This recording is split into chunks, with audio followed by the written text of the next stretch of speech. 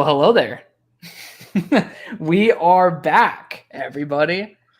Welcome to Summer Scouting. Also, welcome to Draft Bros. My name is Alex, owner of Hail Mary Sports, and this is Broshmo. Shalom. Today's going to be a really fun stream. If you guys haven't already seen the title, we're going to be talking about defensive backs, so the safeties and slot corners pretty much. I don't know if you've seen the slots, but primarily the safeties. And then wide receiver. I've done slots. Okay, safeties and slots. So safeties, slots. Unless it was a guy that played a lot of corner, then that might project a slot. I haven't got to that guy yet. Yes. Oh, okay. We already got some people in here. What is going on, everybody? Got Red Sea, Devin Witherspoon, and Suggs, the OGs, the stream homies, the Stromies. I don't know what to call you guys. The Stromies? The Stromies. But yeah, today's going to be fun. We got a lot of stuff to talk about. I don't know what the hell you're up to, but for me, I'm chilling. Oh, me right now? Yeah. I'm actually changing this more yellow. So I look tanner. My lights are giving me some bad looks, bro. So I am currently I'm trying to share it. Oh. Yo, I haven't combed my beard all day, dude. It's a mess. I honestly didn't even notice. But yeah, if you guys haven't already seen I notice when I do my hair. Your lack thereof. I love you, man. It's been a minute. But yeah, if you guys have not already seen it, which you guys should check it out after this episode if you haven't, I just dropped a top 57 receiver video, 2 hours, 11 minutes, 11 seconds. I actually go through and I read a whole game scouting report per player. No shit. That's how I do it now. You guys can look at the graphic. I actually end up just reading a game evaluation. So sexy. Yeah, it was insane. 57 of them. Technically 58 if you count in a Juice Wells. I left him as a TBD because he got hurt so early last year. I'm doubling down on Juice Wells. Dude, the guy's such a baller. I really do like him. I'm gonna bring you over here. Switch. Oh. Love you. All right. So that's the itinerary for today. I don't think we're gonna have. We don't need to spend a lot of time doing some weird mock draft. So I would say not yet. No weird mock draft. I think I'm done with those for the cycle. Yeah, me too. I have been getting together my top 25 though. I've been seeing that. We disagree tremendously. Wait. Yeah, like exponentially. How do you see that? What do you mean? My top 25 for receivers? I've access to your no. I know we disagree. We hate each other. You're saying for the defense. I meant for the college. Or for not defense, NCAA. Yeah. Because I've been messing around with Photoshop, trying to get my new overlay for that. And I went ahead. I went through it. I was like, who do I like? So I've gotten that down. Got my top 25. I got who I think is going to make the playoff. Nice. I guess that's for like the next stream. Yeah, we could do that. We can do a draft format with 12 teams. Ooh, I like that. Yeah, that's perfect. Perfect. And then we could just run through it. Run the gauntlet. I'm down, dude. So we have a couple comments in here. Devin says his top 3 receivers are Dion Burks, Tez Johnson, Isaiah Bond. Those are 3 of, I think, my top 10. I know there are 3 of my top 10. Well, no, Tez is not in my top 10. But 3 of my top 15. I will say, because I posted my wide receiver rankings today. Oh, yeah? You did? I did. In video format. Huh? And someone in the comments shouted out the Arkansas receiver that you had high, Andrew. And I was like, I totally forgot to put that guy on my watch list. Like, I was like, I remember seeing your initial rankings because I don't know if they've changed since, but I remember seeing that video, and I was like, oh yeah, I better take note of this Arkansas cat. Never put him on there. Never got him. Baller. He's my number 11 guy now. He was, I think, number 3 for my initial group, but adding in 44 more guys, it was kind of bound to push him down a little bit. But we got a shout. Have you seen Will Pauling? I don't think you had him on your list. No. Oh, so yeah, he's my number 19 receiver. Really do like him. But Wisconsin guy. But okay, Wisconsin. Okay. Cool. Daniel Barry Sports. Offense. He's gonna have Tyler Van Dyke thrown to him. I mean, dude, that's his new Xavier Restrepo. I think he actually might be. He's gonna ascend. Tanner Mordecai was ass. So Mordecai was indeed not great. I think he was drafted in the XFL draft. I meant to do. I was thinking. I think I'm not positive. Don't quote me on that. But I was initially gonna. I was like, you know what? I should do an XFL like draft grade video, and I never did it. I've thought about doing. I did that once, like when the USFL first started. I did it, and then ever since then, it's just like, man, I just don't know enough about all of the names. You would think a lot of these guys, it's like if they don't make the team or practice squad, because it was like Jason Bean. You had like Leonard Taylor up in there. Like what? There was a lot of well-known guys. Oh, now you got me excited. Yeah, I'm a little sad that I didn't do it. I couldn't find time in the week to do it. It was like a couple of weeks ago when it happened because like no one knew it happened. Yeah, like I randomly got a note. There's no publicity. Hey, yeah, like XFL draft. I was like, what the hell? Yeah, I'd never heard anything about it. That's kind of crazy. All right, that sucks. Well, it's still cool, but you know. Damn. Okay, I gotta look at that then. That's sick. So do you want to start with safety or let's start with safety? Yeah, I agree. Let's save dessert for dessert. Thank you. All right, I'm pulling it up over here. Yeah, I was gonna say I gotta still pull it up. I should have done this like beforehand, but you know. Dude, I sat down all of like 10 minutes ago. So yeah, I feel that, man. I feel it. All right. Question for you. How many guys did you get to? In the safety group? Yeah.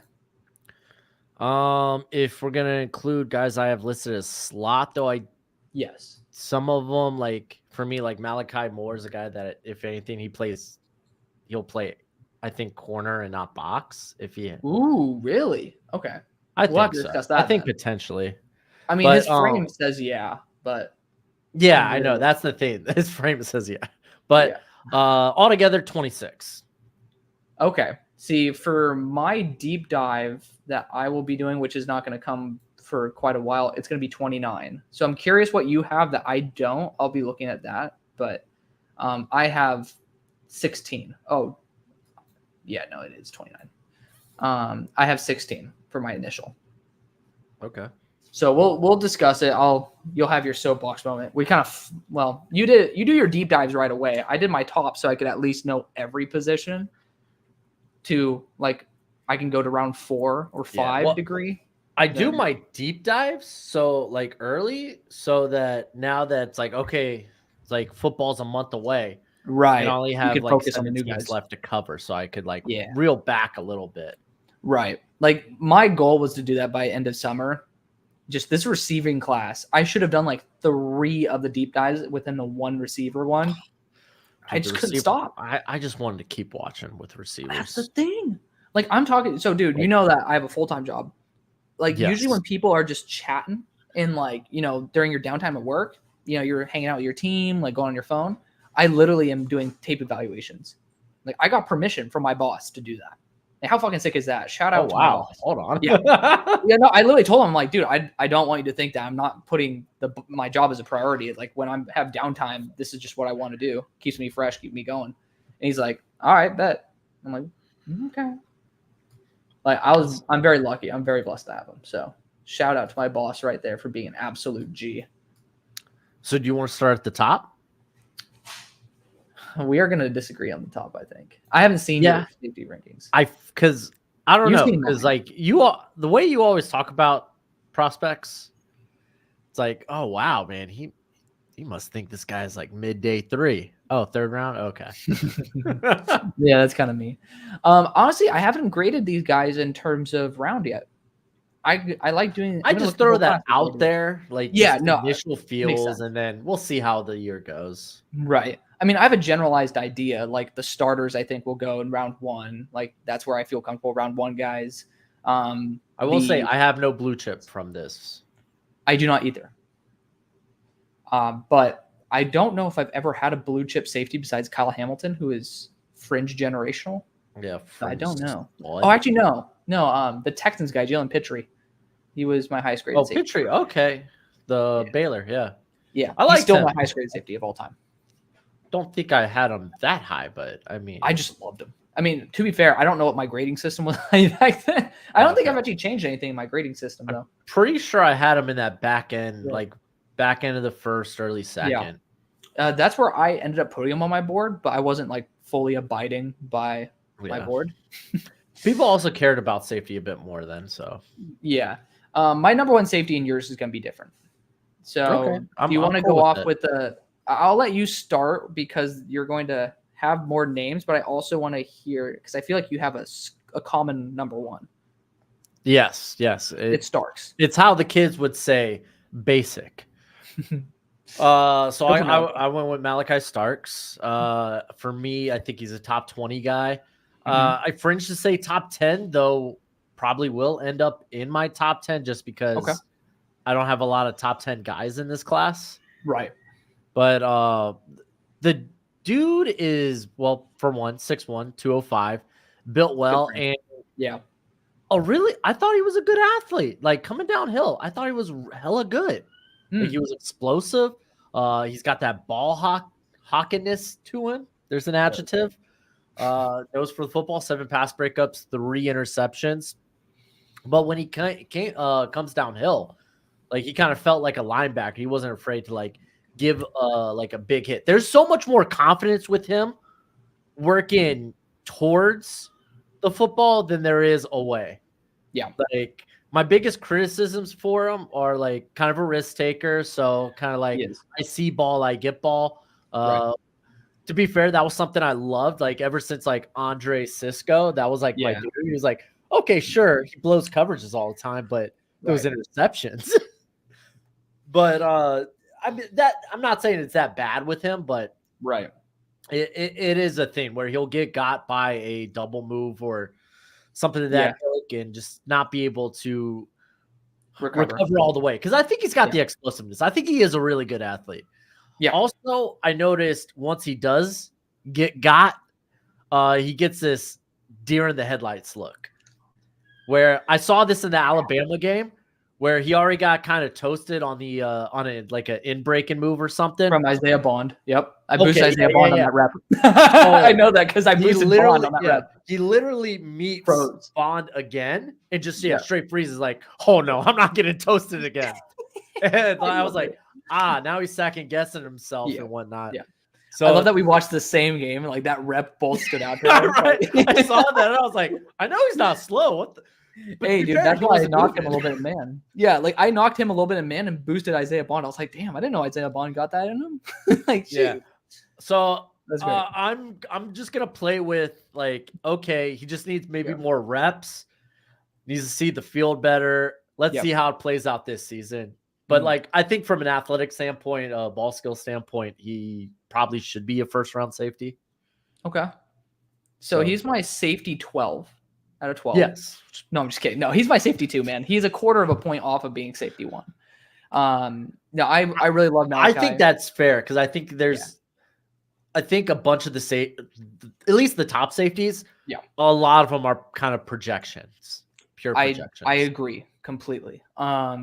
So Malachi, my notes, like basically I ended up speaking to my draft notes, but just my overall opinion of him. His athleticism was a little bit more capped than, in my opinion, than what like you were like necessarily seeing. But that's because of the fact I saw him not being able to make up ground on those double moves.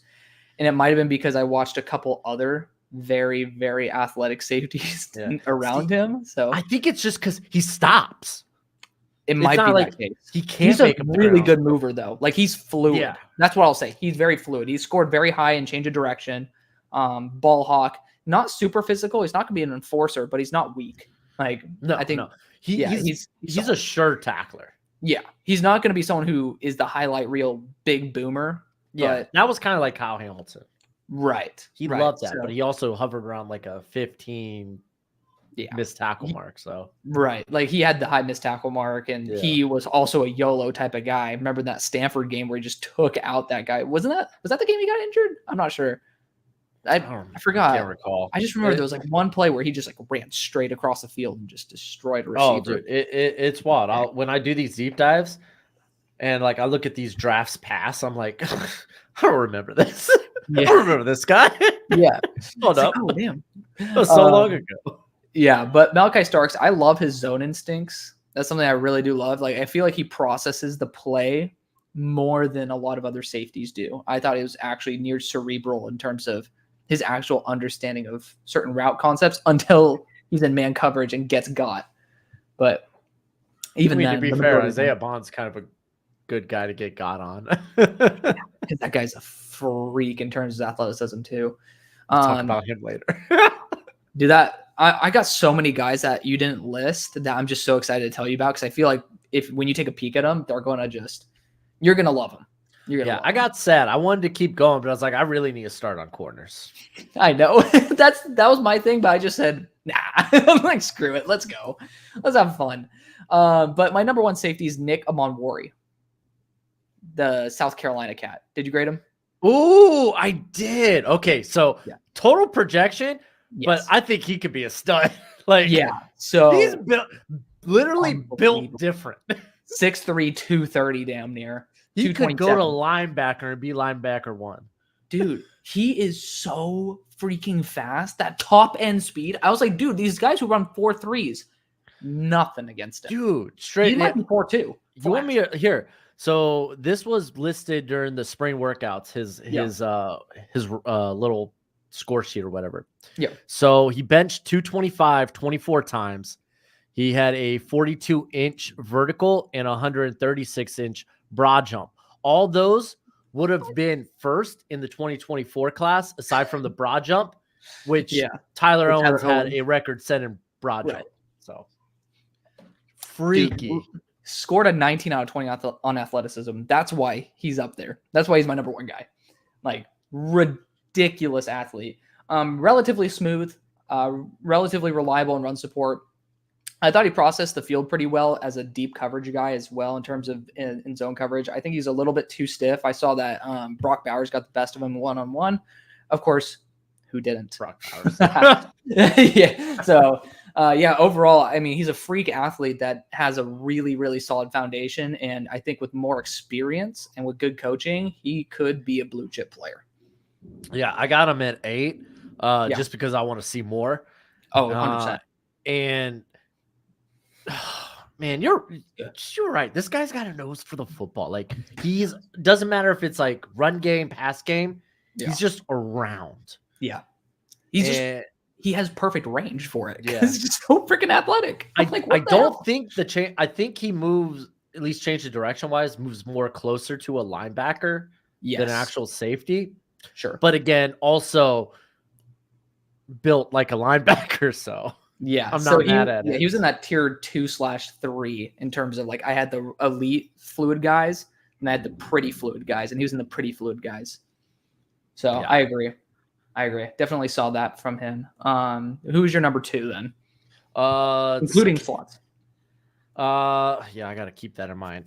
Kevin Winston Jr. Ooh, okay. I like Kevin. I like him. But I'm excited. Feel like here's my little blurb, because I decided I'm going to do that. Make a little blurb, and that way I can come back to it at the end of the year and see if it was a good take or not. Okay. But I basically said more explosive Jaquan Brisker. Okay. Because I like Jaquan a lot. I like Jaquan too. I just felt like he was limited as an athlete, and that's what kept him out of the first round for me.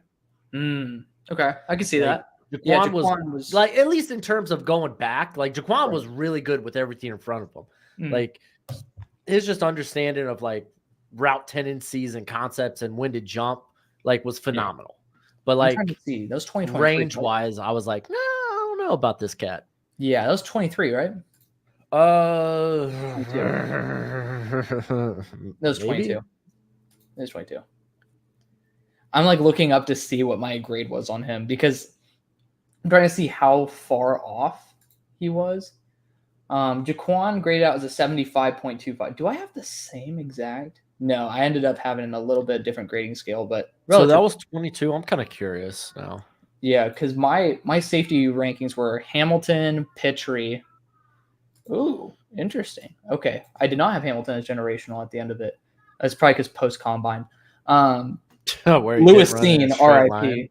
Yeah, Lewis Cine, Jaquan Brisker, Daxton Hill. Who's that? Who's that? Lewis Cine. I know that's kind of crazy. Oh, I know. Oh gosh, that's the worst take of the bunch, huh?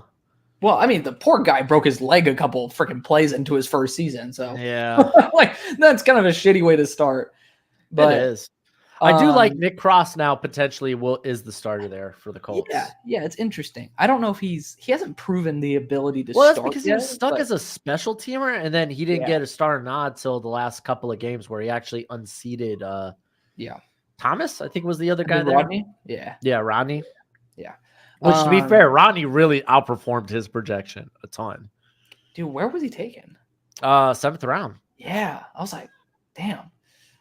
Nick Cross is taking the 3rd round, Rodney 7th. They're like, all right, you better. So I had Kevin as my safety 9. And oh wow. Okay. Well, I mean, I like him a lot, but I thought his change of direction, especially in the run, his pursuit angles, dude. There were a lot of times during the run where he'd just take the wrong angle and just not be able to adjust. And that was the thing that just bothered me the most. But I really did like his game. Like Michigan in the first play, I don't know if you saw that. He just decked a receiver over the middle. Like, I just loved it. Oh, dude, I think it's raining hard here. I can't hear it.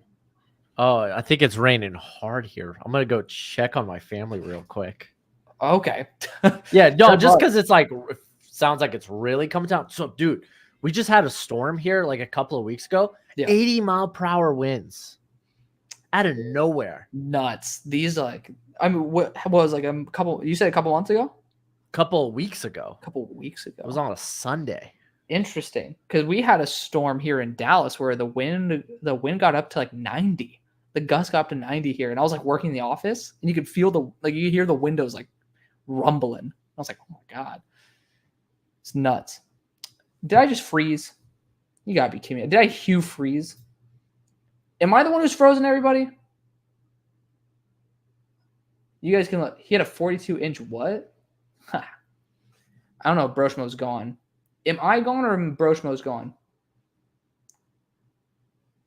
I feel like I'm gone.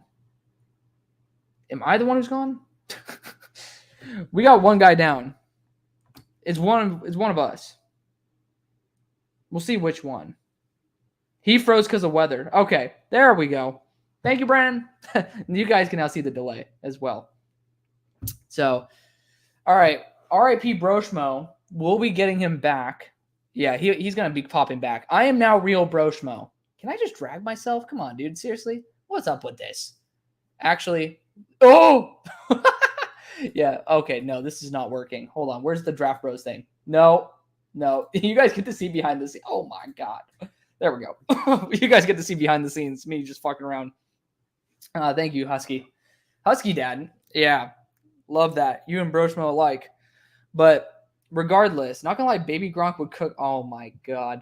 Okay, so for those of y'all who are still here, Broshmo's gonna be back. He's literally, it's probably the Wi-Fi that's gonna be popping back up, so he'll be all right. I just dropped a video, top 57 receivers. I shit you not, and yes, I spent time breaking down every single one. All of them had all 22 tape. I do not do any grades without all 22 anymore. Even for offensive line and defensive line, I just do not give a shit. Like, hate to say it, unless it's like a player that I really need to study, and then it's like you can find something. But did I see Kalen Bullock's play in the Hall of Fame game? Dude, honestly, I was at BJ's. Get your head out of the gutter. And I did not. I mean, they didn't have the announcer on, so I had no idea who was making what play at that time because I was just kind of enjoying my flatbread pizza. Pretty gas, by the way. You have to ask for extra sauce, though. And then, just peeking up from time to time, just watching the plays and, enjoying that football's live again. So Brandon Halam, definitely let me know what happened. I love Kalen Bullock. He was my safety 1. But y'all had to see number 80. Yeah, Colin Johnson. That was one of the plays I did see. Colin Johnson ended up dropping a pretty easy to catch ball. Well, not easy, but it was a beautiful ball by Brett Ripien. And it was probably 20 yards downfield, placed into the a very, very tight window. And I was like, you gotta be kidding me, Colin. Goes back and has 2 unbelievable plays. Scores the touchdown first off, and then has an unbelievable catch. I was like, that's how you redeem yourself, man. Good for you. Everybody makes mistakes. He had the most tackles in a forced fumble. Oh, it's great. That's great. I mean, I feel like I'm getting more confident understanding what I don't know about certain positions. So I weight that less. There we go. He's back. All right. Dude, switch us. Let's go. Nuts. Yeah. Because I was like, okay, famous last words, right? Oh, yeah. Look at this. Sounds crazy. Dude, the wind is insane. Yeah. I told everybody you'd be back. Yeah, I was like, oh, I better hit him up and let him know the power went out. Oh, I didn't even see that. I was trying to entertain the people because I just think that you were going to be back. Oh, power went out. The tree went down up front? My tree, I'll be back. Your tree went? The hell? I'll be back. Oh my God. All right. Well, while Brochmo is getting killed by falling trees, knock on wood that doesn't happen. I don't even remember what I was saying. We're talking about Kalen Bullock. We're talking about my receiver video. But, I mean, guys, it's 2 hours, 11 minutes, and 11 seconds. I read a whole entire freaking game of analysis, my personal notes to myself for each one of the players. So keep that in mind. If you guys do want to burn some time, learn all the receivers, there's only 2 guys that I wanted to watch that I couldn't. Hey, that's nuts. Kanata Mumfield and who the hell else was it? It was Chris Brazel the second. I'm alive. Hallelujah. All right. Yeah. So back from the falling tree. So, yeah, wild, dude. That's nuts. I mean, to be fair, my parents got hit by a freaking tornado a month ago. So it's we're just dealing with these crazy storms now. And it's I'm starting to get a little bit desensitized. Yeah. So while I pull up everything again. You're good. Oh, I wonder if I saved my Photoshop. Oh, it probably, knowing you probably did. Yeah, I don't know. You know what? Doesn't matter. It is what it is. If I didn't, then it's a sign just to keep things the way they were last year. Oh my God. Did you change it up or something? Huh? Did you change it up? I was just changing up my top 25 to a more slick look, but. Oh, okay. I got you. But so we had a storm last year, right? Or last year, a few Sundays ago, right? And it was 8 mile per hour winds, and we have this tree right next to our garage that goes straight up, right? Okay. And me and my wife, we've been trying to slowly take stuff out of our garage to clear so we could put the cars back in. Right. And let's just say I haven't been doing a good job of that. So I was like, oh man, are the cars are covered? Cool. It doesn't really matter. And I'm looking in this tree that's 20 or 30 feet in the air. It goes straight up next to the garage. I go out there when it's blowing nuts. And I'm just seeing the ground just boom. Like it's an earthquake. I was like, oh, this is nuts. Didn't go down. I was like, you know what? I'm going to do something about that. Hadn't done anything about it yet. And now it is. Now it is down. And luckily it went the other way. It went instead of hallelujah. It crossed my front yard. God, we've been so lucky. The wind's blowing to the towards the back of our house. So push that tree away from the house. So, that would have sucked if it came down on the house. Yeah. Dude, you're just streaming. You're like, I think it's raining pretty hard. I'm like, no, it's a fucking tree. That just split your house in half. That would have been nuts. But yeah, that's gonna be a project for me. I guess I'll check it out tomorrow morning. Well, at least you don't have to worry about it now. It fell in the right direction. No, now I have to worry about getting it out of my yard. Yeah. Oh my God, Brochfeld guy's major in tree yapper. Per Devin Witherspoon. Dude, let me tell you, man, this tree, when you got a tree that's threatening your house, which sucks, dude. Last year, it doesn't suck, but like last year I had the option of getting it cut down. Show the tree what's up. But I was like, you know what? If you know, you know. Get this stupid cactus out of my yard. So I got the cactus done instead of the tree. To be fair, the cactus was arms falling off, so it was probably more death-defying to my house. Can you imagine? You're just like making a video and your window or your wall breaks down because a fucking cactus flies through it. Dude, those things are heavy as hell, man. The arm came down, just the arm. Yeah. Well, that and their skeleton is freaking insane. Like, it's so heavy. I even, like, I cut that up to drain the water, and it was still, like, just the arm by itself, like, freaking 300 pounds. I was like, well, I haven't deadlifted in a while. I can't do this. I haven't deadlifted in a while. Oh, God. Tree yapology. My goodness. Right? I love that. Golly, I can't wait to go look at that damage. Well, luckily it's not even damage, but like, I just hope it didn't make it to my neighbor's yard because it was a tall tree. Damn. And he hasn't been putting his car in the driveway, and I'm pretty sure the direction it fell, part of it would be in his driveway. So, oh no, that dude's car just got blown up. It's an act of God. You can't do anything about it. Yeah, you ain't liable for that. I guess I'll find out. Yeah. Anywho, okay. I like Kevin Winston. All of that just for I think he's got similar instincts underneath to Brisker. Okay. I think his run defense is really good. What I didn't like about him, you kind of touched up on it with his range. I do think he could be a bit stiff. Okay. Yeah. I think he plays tall. I think that that 0 missed tackles last year is a bit deceiving because he tackles high. And I think that could come down in the NFL.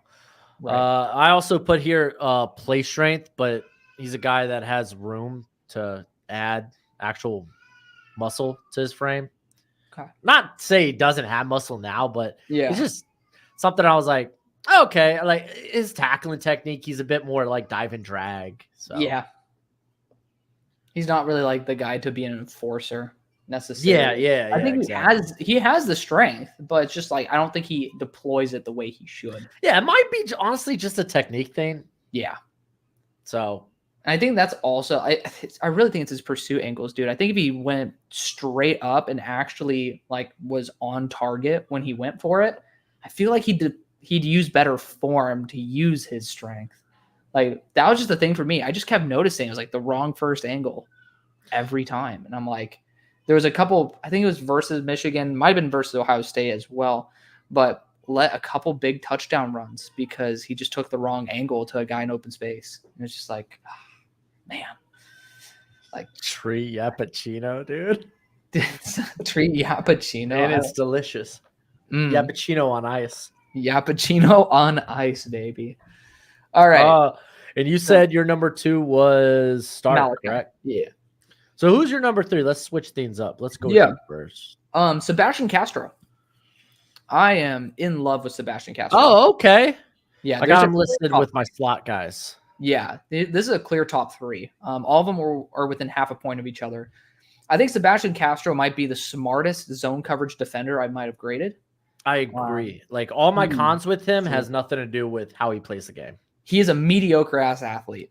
And that's a compliment. See, you knew where I was going. Yeah, he is very, very, very slow. So what I said is he gets 0 to 10 relatively quickly, but he gets from 10 to 60 really damn slowly. I think the top end speed could be there. It just takes him so damn long to get there that it's just like, dude, like chop chop. Like you're in the slot. These guys are really explosive, and that's why he like really thrives as a zone defender. I don't think that any teams that are going to be expecting him to go man to man versus Xavier Worthy are gonna necessarily draft a guy like that. There's other slots in this class that have that mobility that might lean a little bit more better towards that skill set at a cheaper price as well, in my opinion. But cerebral in terms of processing. He's an enforcer as well. He likes to be able to make guys feel his presence there. And he's the highest IQ defender, in my opinion, in the defensive back group from what I studied. Did not seem to be deer in headlights very often, if at all. Yeah, I'm trying to see if I listed him among the safeties since I wrote. Yeah. So yeah, he's among. I got him in my like slot category, but again, like for my blurbs, I took like those guys that I had like first 4 round grades on and put him. It was either was I going to put him with the corners or the safeties? Put him with safety. Safety 11 for me. Okay. And it's the athleticism. He'll be 25 halfway through his rookie year. I just don't care too much about age, if I'm going to be honest, dude. Most of these guys don't survive past their first contract, and slot corners, I've seen a couple of them last until they're 33. So I'm like, you could be a 2 contract guy. If you're 1 contract, I'm happy, dude. Like if you're great for 1 contract, like slot is just so valuable in the NFL now, like a nickel. I'll take it. Yeah. That's fair. But yeah, the athleticism's ass, if I'm just going to be honest. If I shall be blunt. I mean, I didn't think it was terrible. I thought I put good, not great athlete. I put mid-ass athlete. And this is my number 3 guy. I love so much more about his overall game. Mid-athlete. Yeah, but as I said, 0 to 10, perfectly fine. It's that 10 to 60 to get to that top speed, like 0 to 60 style, that really lacks, in my opinion. And that's where he still is formidable. It's why he's been so damn good. But at the same time, versus the NFL receivers, might be where he struggles. That's why I love him in zone, because he just is the right place at the right time, rather than having. He's coming from Iowa. They got that zone discipline, right? I actually, my number 3 safety is an Iowa player, Nwampa, dude. The Wampa, my guy. He's a beast. He is nifty. I saw some people say like he is Derwin James, and I'm like, all right, let's reel back on that. But I see where you came to that conclusion. I can see that because just size 6'2", 215. Yeah, he's got the versatility. Sure.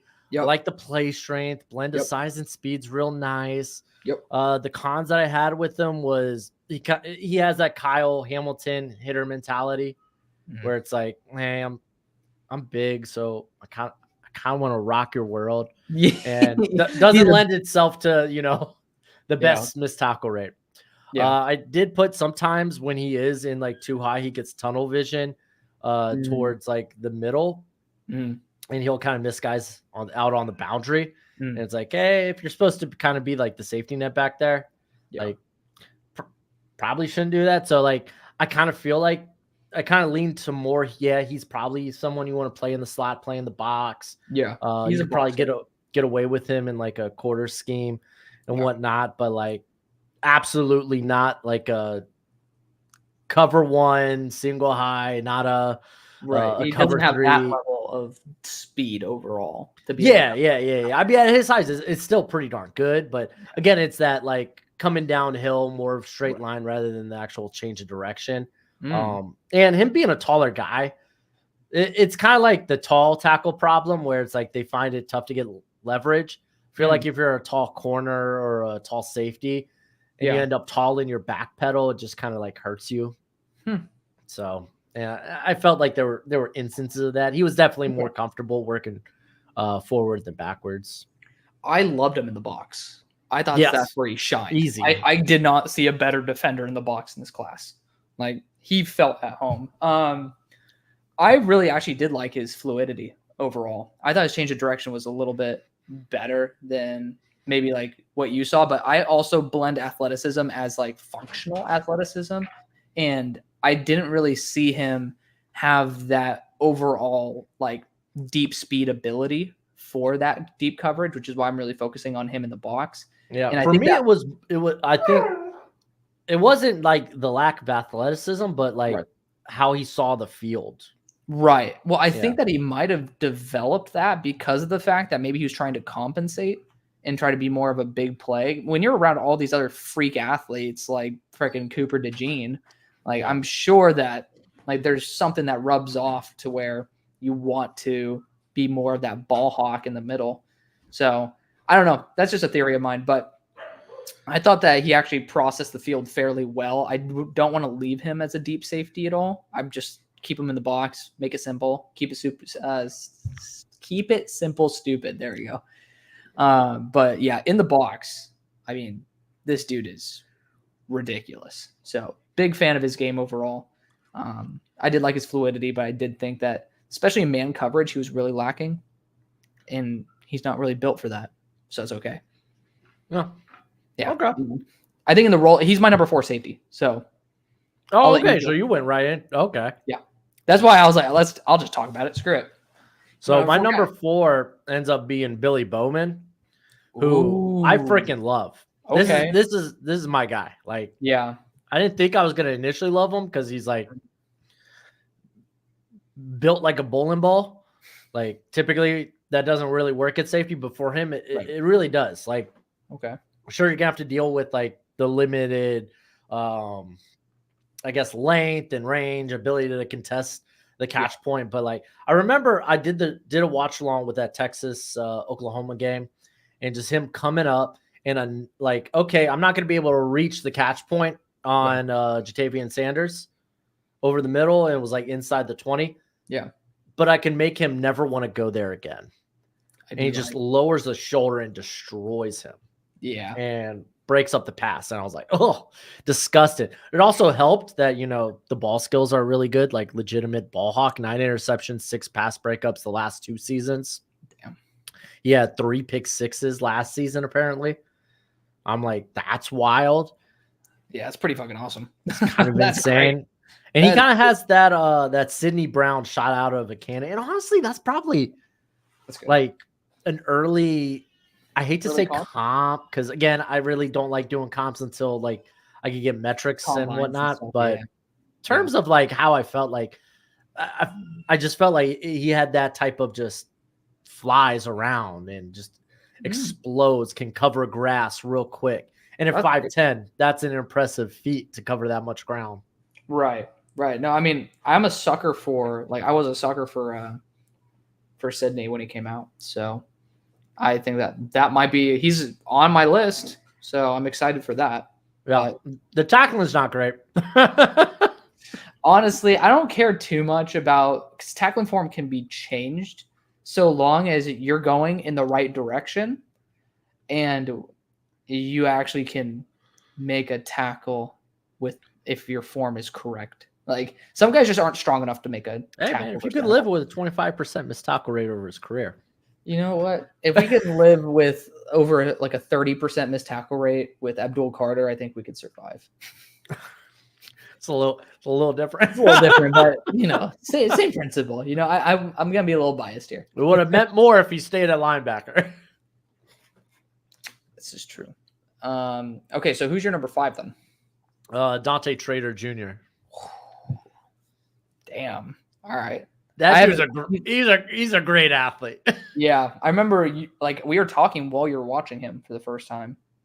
Yeah, again, this was a guy you turned me on to, and I was turned on. Thank you. He was in a way too early mock draft for 2024. Oh, was he really? Yeah. Very nice. Sure. Yeah. Dude just gets after it. I love it. He's a playmaker. Yeah. He's not afraid to put his nose in the action. Doesn't mean that like he's built for it, but yeah, if you come with that dog in him, then hey, I'm cool with it.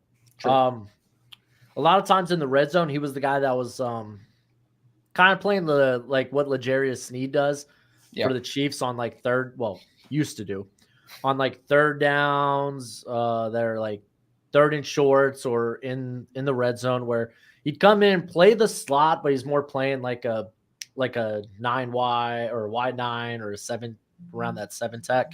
Yeah. And then coming in playing the run or trying to stop if it's like a read option. Like he did a really good job of that against Michigan. Right. Where he was just playing around the line of scrimmage. I really like that about him. The dude's got a real quick trigger. Again, phenomenal athlete. Also a bit of a ball hawk. Last 2 years, 4 interceptions, 8 pass breakups.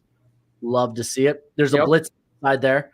They haven't used him a lot as a blitzer, but it's certainly there. It was just like, again, he came in and he halted a lot of read options. Like, again, that Michigan game was like so impressive where it was like, no, JJ, you ain't running. Yeah. Not today. He is thin. Tackling technique is he's a dive and drag guy. It's fine. He's 5'11", 196.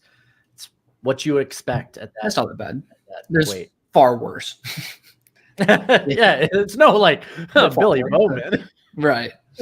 Okay, so for me, my safety 5 was Malachi Moore, safety / slot 5. Okay. Malachi Moore, I think that his biggest fault is that when he fails extraordinarily horribly. Like, it's just when he slips, there's a touchdown involved. Like, I was literally about to say, like, every time. I mean, like, literally, you're talking about when I think Jalen Hyatt was the one to toast this dude every single time in that legendary game. I think that Malik Neighbors got the best of him a couple times as well. Like, when he goes up against these receivers, you'll see the big plays. Versus Michigan, I mean, Roman Wilson ended up just getting a massive crosser because Malachi Moore thought he could big brain it and then go deep because he guessed where the route was going. He messed up. And the problem with that is that he does allow those big mistakes. The good thing when I never expected this, but when I watched him, all the other plays for the most part were honestly really, really, really good. He's a very fluid athlete overall. Like, I think that he is not a liability pretty much anywhere. He's not going to be the strongest guy in the world. He's sub 200, but like, I just thought that. Oh, like barely sub 200. Yeah, I mean, he's 198, but I mean, he's just somebody who is really reliable, a functional athlete, and just needs to understand, don't make a bad situation worse. And yeah, it's just the guy who is like Dr. Jekyll, Mr. Hyde. Yeah. So I'm going to list them with my corners. Mm-hmm. It's kind of where I fell, but I have a 4th round grade on them. Yeah. I think part of that is honestly the biggest things are he was completely healthy last year, but he does have a history of nagging back injuries. That's true. And then the ball skills, where have they been since his freshman season? Like, this guy was a stud in his freshman season when it came to his ball production's low. Yeah, being around the ball. Like, yeah, he got 2 out of 5. Yeah, just hasn't been there since. Yeah. Like I wrote here, his freshman season, 3 interceptions, 8 pass breakups. The last 3 years,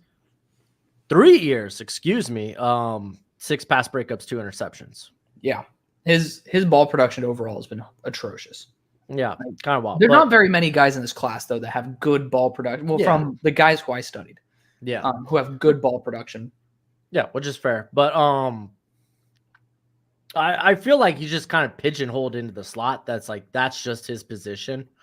But dude's got good zone eyes, good leader. He's one of the few people who you could tab as like a safety or / slot that's an actual captain.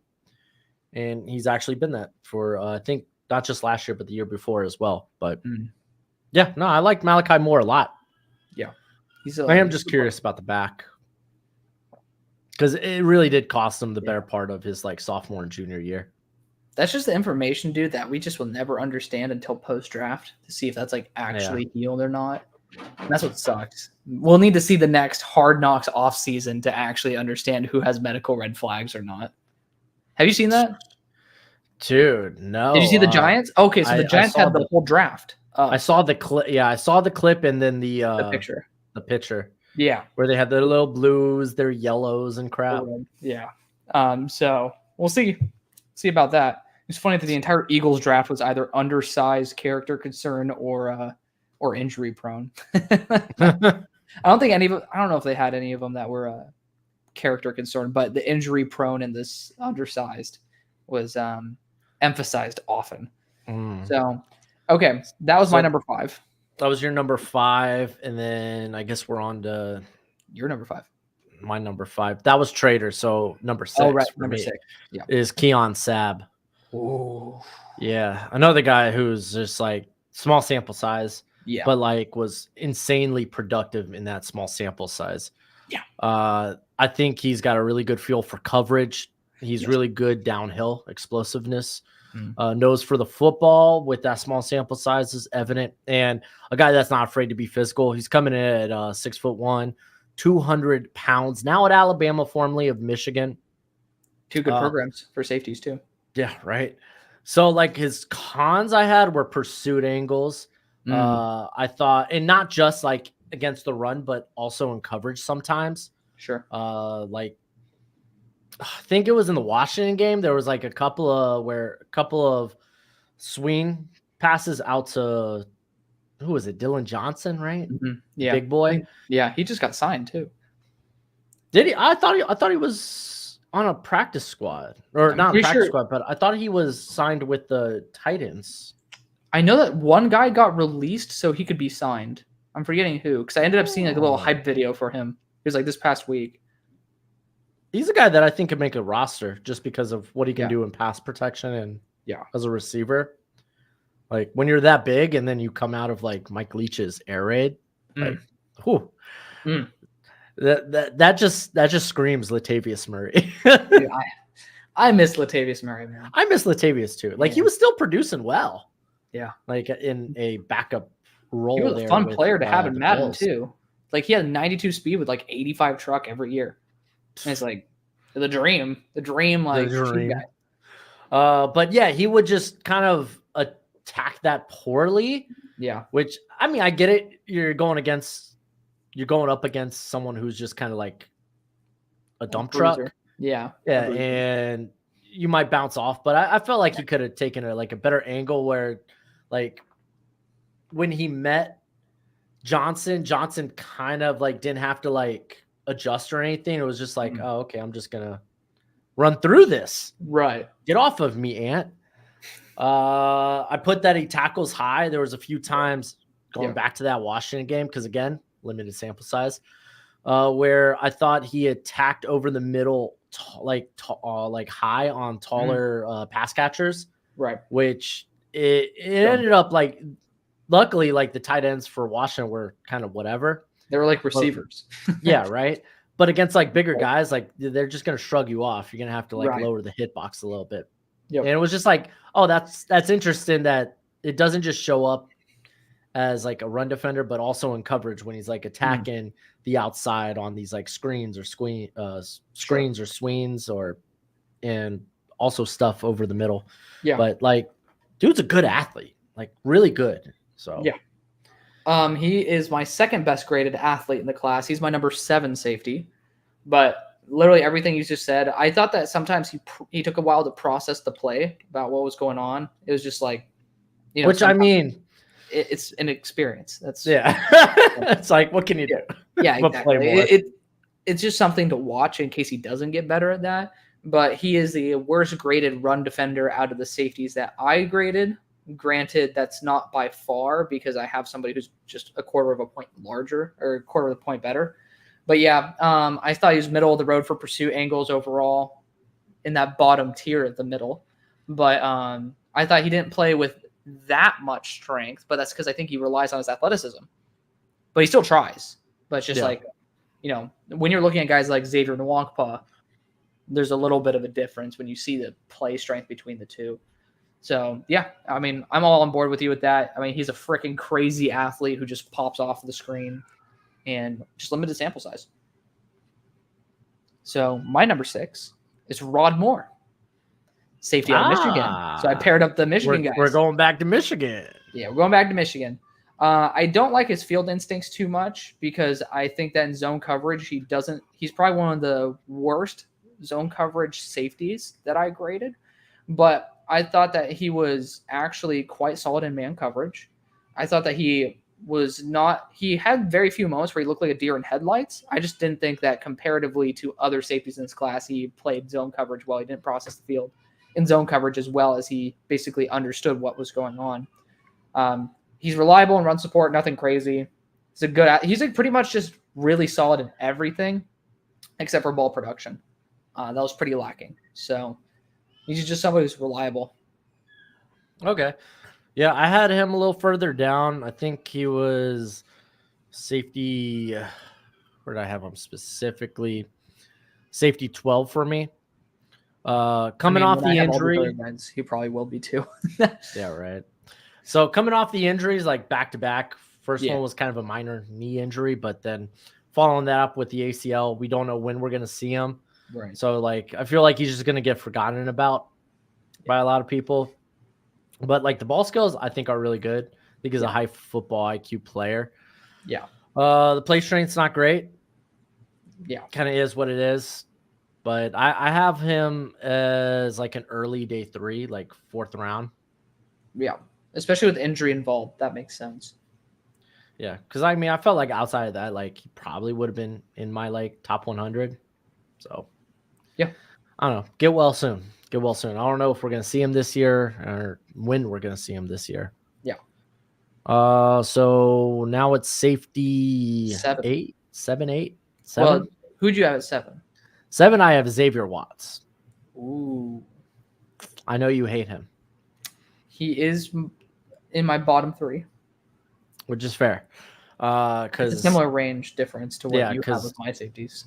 Yeah, he's very boomer bust. This is a little bit more on point to Andre Cisco. Yeah. He's great production. Great production. Yeah. But it's like with that comes blown coverages out the wazoo. Yeah. Like overall, his like game is like, hey, reel it back. Like, calm down. Like, bring it in, bro. Because it's not like, I know you're probably going to hit on this. You're probably going to hate the dude's pursuit angles. Like, maybe. Kind of saw that from a mile away. But yeah, no, they're terrible. They're probably among the worst in this class. And it shows up on analytics. Like, I think he had an 18% missed tackle rate this past season. You look over his career, I think it's around 20. It's just, I don't know. I feel like it's a lack of discipline maybe with him, where it's just like he's too reactive and he needs to play more proactive. Because like I think he's a good athlete, like in terms of just speed, able to get going, and he kind of like he gets in that top gear and he stays there. Like he's constantly, I think, going like 100%. So I like that. I like the physicality. I like the ball skills. Yeah. If you could just reel it back or reel it in, then I think you got a really good player on your hands. Yeah. I didn't really, I was going to say, I kind of felt like Jalen Pitre's rookie season looked a lot like this. Interesting. Okay. I mean, I could see that. I could see that as the ceiling for Watts. I can. I didn't think he had a lot of acceleration. And I think because of that, his poor pursuit angles mixed with his acceleration made his off coverage really poor, because I feel like he knew exactly what he was doing. I thought he like really had good timing. It's just he would go to the wrong spot. So it's something that really bothered me, is the fact that he was, again, very reactive. I think I agree with that. And for me, I really want a safety to be more proactive in a very quick NFL. So that's probably, I weigh IQ as the highest category at 20% of all my grading. So just processing the proper play and when to do things, how to do things. Like, it does bother me. Yes, he graded the worst probably I've ever graded pursuit angles, but that's only 5% of the thing, because I think I don't want to overweigh that, because there's so many other factors that involve pursuit angles that I'm like, nah, we don't need to be a douche like that. But yeah, good play strength, ball production through the roof. I'm pretty sure he led NCAA with 7 picks last year, right? I think so. Yeah. So obviously, he was at the top. Yeah, he was at the top. Fluid athlete. It's just the acceleration to me was not there. And, when the acceleration is not there and you choose the wrong angle, I just feel like he internally thinks he's a better athlete than he is because of that. And that maybe is why he takes the wrong angles. Like, his body feels like it can do something that it just doesn't. If that makes sense. Okay. Yeah. Like, I feel it's the north-south acceleration that really, like, I think that was fine. But it was when it had to start being like angled, where he had to take a pursuit angle. That's where I start seeing the issue. That's fair. Yeah, that's where I start seeing the issue. That's why he's so much lower. He's 14 out of 16 for me. But okay. So who's number 7? That was Saab. Number 8 for Saab. me. Ooh, here we go. TBD on because of health and stuff. We'll see if he actually survives. Is Lathan Ransom? Okay. I thought you were about to pull out a Jalen Catalan. I heard health and I was like, oh, he's the most hurt person in this class. Dude, I swear. I purposely left him off the list because I was like, no. I was like, fuck no. I will say he's not my last ranked safety. Okay. Because there's someone more hurt than him. Oh my God. All right. Well, Ransom, yeah, he's dealt with a lot of injuries over the past. It's kind of sucked, but when healthy, I have this written down. He is the best defensive back in the class within 10 yards, 10 if not 15 yards of the line of scrimmage. He is not an overly athletic player. He doesn't change directions all that well. But for some reason, he is really locked down in man coverage, and it makes no sense to me. Like, he doesn't have the physical attributes to get there, but he's just there. I don't get it. I have no clue how he does it. But, I love that about him in the box. I mean, just someone who could wrap around the line of scrimmage and just absolutely destroy people. Something I really do love about him. Has zero ball production, pretty much entirely, like, useless in that category. But for some reason, he's just so damn effective. And in the red zone, I don't know if there's a better safety than him. I just don't know why he locks down when he's in short range. So that's a thing I think is a big positive. Yeah, I got him at, I think, safety 13 or 14. Yeah. But I like him. He came out of Bijan's high school, so right around my way. But damn. No, like you said, injuries. His body's falling apart. Yeah. 2 serious leg injuries. And he had an elbow and a thumb injury too. So, like, this man, like, if this was get him some bubble wrap. Yeah, if this was college football, man, most of his body be red. Oh my God. But I think he's like a really good box safety. Like, I like him in the box, like a ton. Mm-hmm. He's a big hitter, and I think he's got the physicality. Like, nice. It's just, again, medicals are going to be kind of big. That, and like, for me, box safeties, I don't really start to like box safeties unless you're like extraordinary until like early day 3. So, like Xavier Nwankpa. That guy's so good. He might be different, man. He's different. He, by the way, I'm ready to say Derwin James, but he's different. I don't know if you checked out like my sheet in a minute. I haven't. So I have role specific grades for safeties. I said I didn't have a blue chip player. He technically, if you're going off of role specific, is a blue chip box safety. Ooh. So he's my safety 1 in his perfect system. I just am now looking at overall defensive back grades. So nice. There you go. So my safety 8, we already talked about it's Emmanuel. Yeah. Because like him and Watts, I kind of have in like the same. Right. Well, him, Watts, and Saab, I have in this like same tier of like, ooh, I can't wait to see a little bit more. And I think they're freaky in one manner or another, whether it's their athleticism, whether it's their ball skills, whether it's they're built like an Adonis god. Yes. So. Yeah. Cool. I have Kevin Winston as my 9. So my 10 is another fossil. It is Shiloh Sanders. He's gonna be a little bit older. It is what it is. But if that was the only concern, well, he actually has a really good motor for a Sanders. That's something I got to give him some credits here. He is pretty damn smart on the field. He has a really high motor, which I did not expect for being a defensive back with the last name Sanders, especially given the entitlement that usually comes with it. You can feel free to at me, but it is what it is. I think his pursuit angles are garbage. I don't think his ball production is good. I don't think he's a very fluid athlete. But I think he's actually better than expected in run support. He does not really look like a deer in headlights. I think he processes the field better than what I expected. And, I think he actually has some pop to him. So. Oh, he's got some pop. He got some pop. He got some pop, man. So I really did appreciate that about him. So I do think that, he does have some big question marks, but I think he belongs to pure safety. And so I'm happy with that. Yeah, I had him as a priority UDFA. Just because, age. Bullshit. Age. There's the injury this offseason where it was non-football related. It was okay, are you making wise decisions? I hate it. If it was just one red flag, I kind of be okay, bro just got out of bed wrong, and then you're just dropping him to UDFA. Dude, I mean, okay. So this is what I put.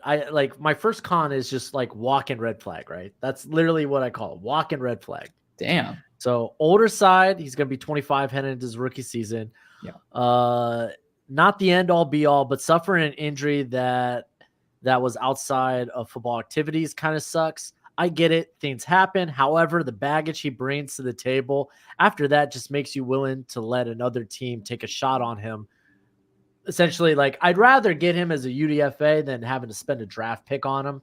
At that point, it's let another team, because then he's got the whole bankruptcy thing where, prior to that, he might have allegedly hit a security guard when he was 15. It was that was a decade ago. Well, he's still dealing with it now, and bankruptcy, but living this crazy lavish lifestyle. It's it's just too much. If it was one thing, I would be with Shedeur. It's just okay, no one likes Colorado because of just their energy, what they bring to the table.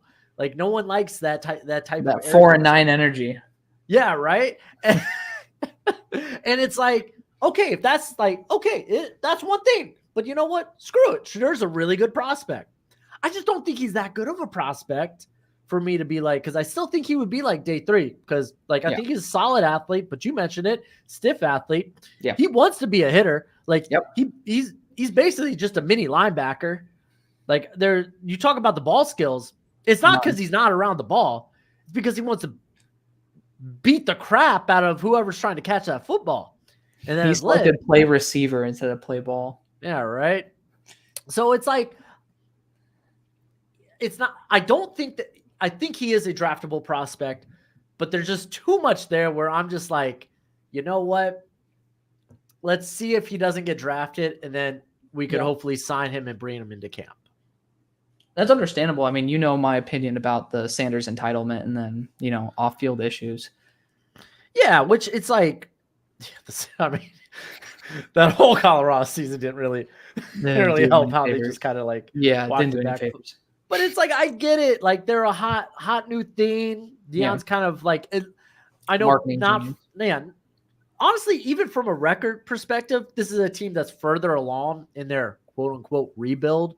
Yeah, as a program, and Deion's done a lot of great things. So being the talk of the town, bringing eyes on it, I get it.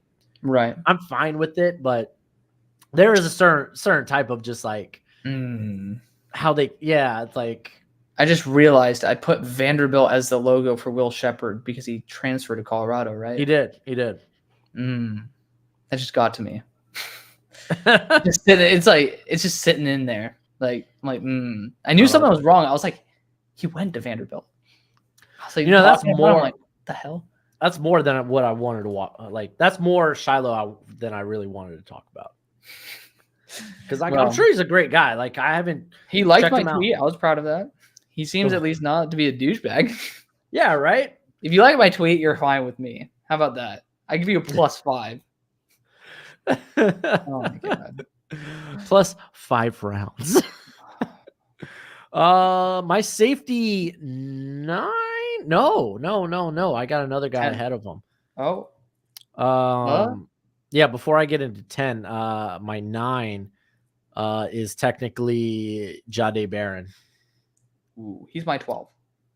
Okay, we're in like the if same. You start factoring in all these off-field issues, which I haven't really fully done that into the grading system yet. I haven't. He has off-field issues? No, I'm prefacing by here like Shiloh, Lathan. Oh, I was like about to be broken-hearted, dude, because I liked him last year, and I basically just kept him in the same range. No, with Shiloh and Lathan, if they cannot get their shit in order, he's going to be my safety 10 or my DB. Well, I mean, okay. But those are two different types of getting their crap in order. They're guys with talk down on like Lathan's probably a really good guy. Yeah, they're guys with question marks. Not to say the same. Not. It's just, golly, there's a lot there. Like you can't look at me and say there's not a lot there. We're gonna have to speed this up if we're gonna go into receivers. Yeah. I'll go over Barron real quick. I mean, to be fair, I had a tree fall down. I was too busy talking. That was like a 3-minute segment. Yeah, freaking tree. Well, power went out. Things got a little crazy. Tree yapology. Yeah, buddy. Barron, he's great. I think he's probably a slot only, but I think he could probably play in the box. Game changer. If this guy can touch the football, watch out. He had a fumble returned for a touchdown, an interception returned for a touchdown, and a blocked punt returned for a touchdown. I like the physicality he plays with at 5'11", 200 pounds. Good short area quicks. I think his route recognition, at least everything underneath, is really good. Tackling technique, drops his head, doesn't look where he's going. It is. Yep. I get it. I have that too. Sometimes I have like a bird, when you're driving and a bird kind of like flies across and you kind of do this. Yeah. I get it. I imagine when ball carriers come in, you kind of want to do a little bit of that. Recovery speed. This guy's built for the box. There's no recovery. Like, it's not that there's no recovery speed. It's just like he's not a plus athlete. Yeah, his short area stuff's so good. It's like, just keep him there. So there's Barron. Nice. I feel like I did that quickly. Yeah, you gave it some good justice too. I think he's just unbelievably fluid as an athlete. He changes directions on a dime. He has the best change of direction grade out of any safety for me. Or defensive back. He's hella good, dude. He's really good. But yeah, I ended up just having some lacks in terms of football IQ overall. I thought that sometimes he just processed the play slower than what I wanted, and that's okay. Physical athlete doesn't mean he's actually applicable, said play strength. But, not a liability. Doesn't have a ton of ball production, solid pursuit angles. He's just a rock solid dude. There's not really much that's bad with him, which is a big plus. So there you go. My number 11 is Hunter Wohler. Okay, we literally have them in like the same spot. So you have him at 11 or 10? No. I have one more guy at 10, quote unquote 10, and then I have Wohler at actually 12. Okay, so then I have Rod Moore ahead of him. Right, forgot that you had Rod at 11. Sometimes I do too. So Hunter Wohler, to me, super high motor type of guy. For me, I was surprised with the lack of physicality to his game. But he also takes. I think that's fair, but he does his best work in the box. He does. That's what's super weird. I remember noting this, but it's like he was way more athletic when he was in the box than when he was away. Like he just applied his athleticism better. You know what? I think it's like he's just a different player when it comes to like taking on blocks than he is with taking on ball carriers. I think that's fair. Something I did note with him is that his first pursuit angle wasn't always the best, but his correction angles were really solid. I like that about him. And there were points where I thought he was a really limited athlete until I saw him try to chase down a ball carrier, and then I just saw this dude fly. So I was very confused at the consistency of the application of athleticism, but I do think it's there. I don't really think there's much that's bad with Hunter Wohler. I'll just say that.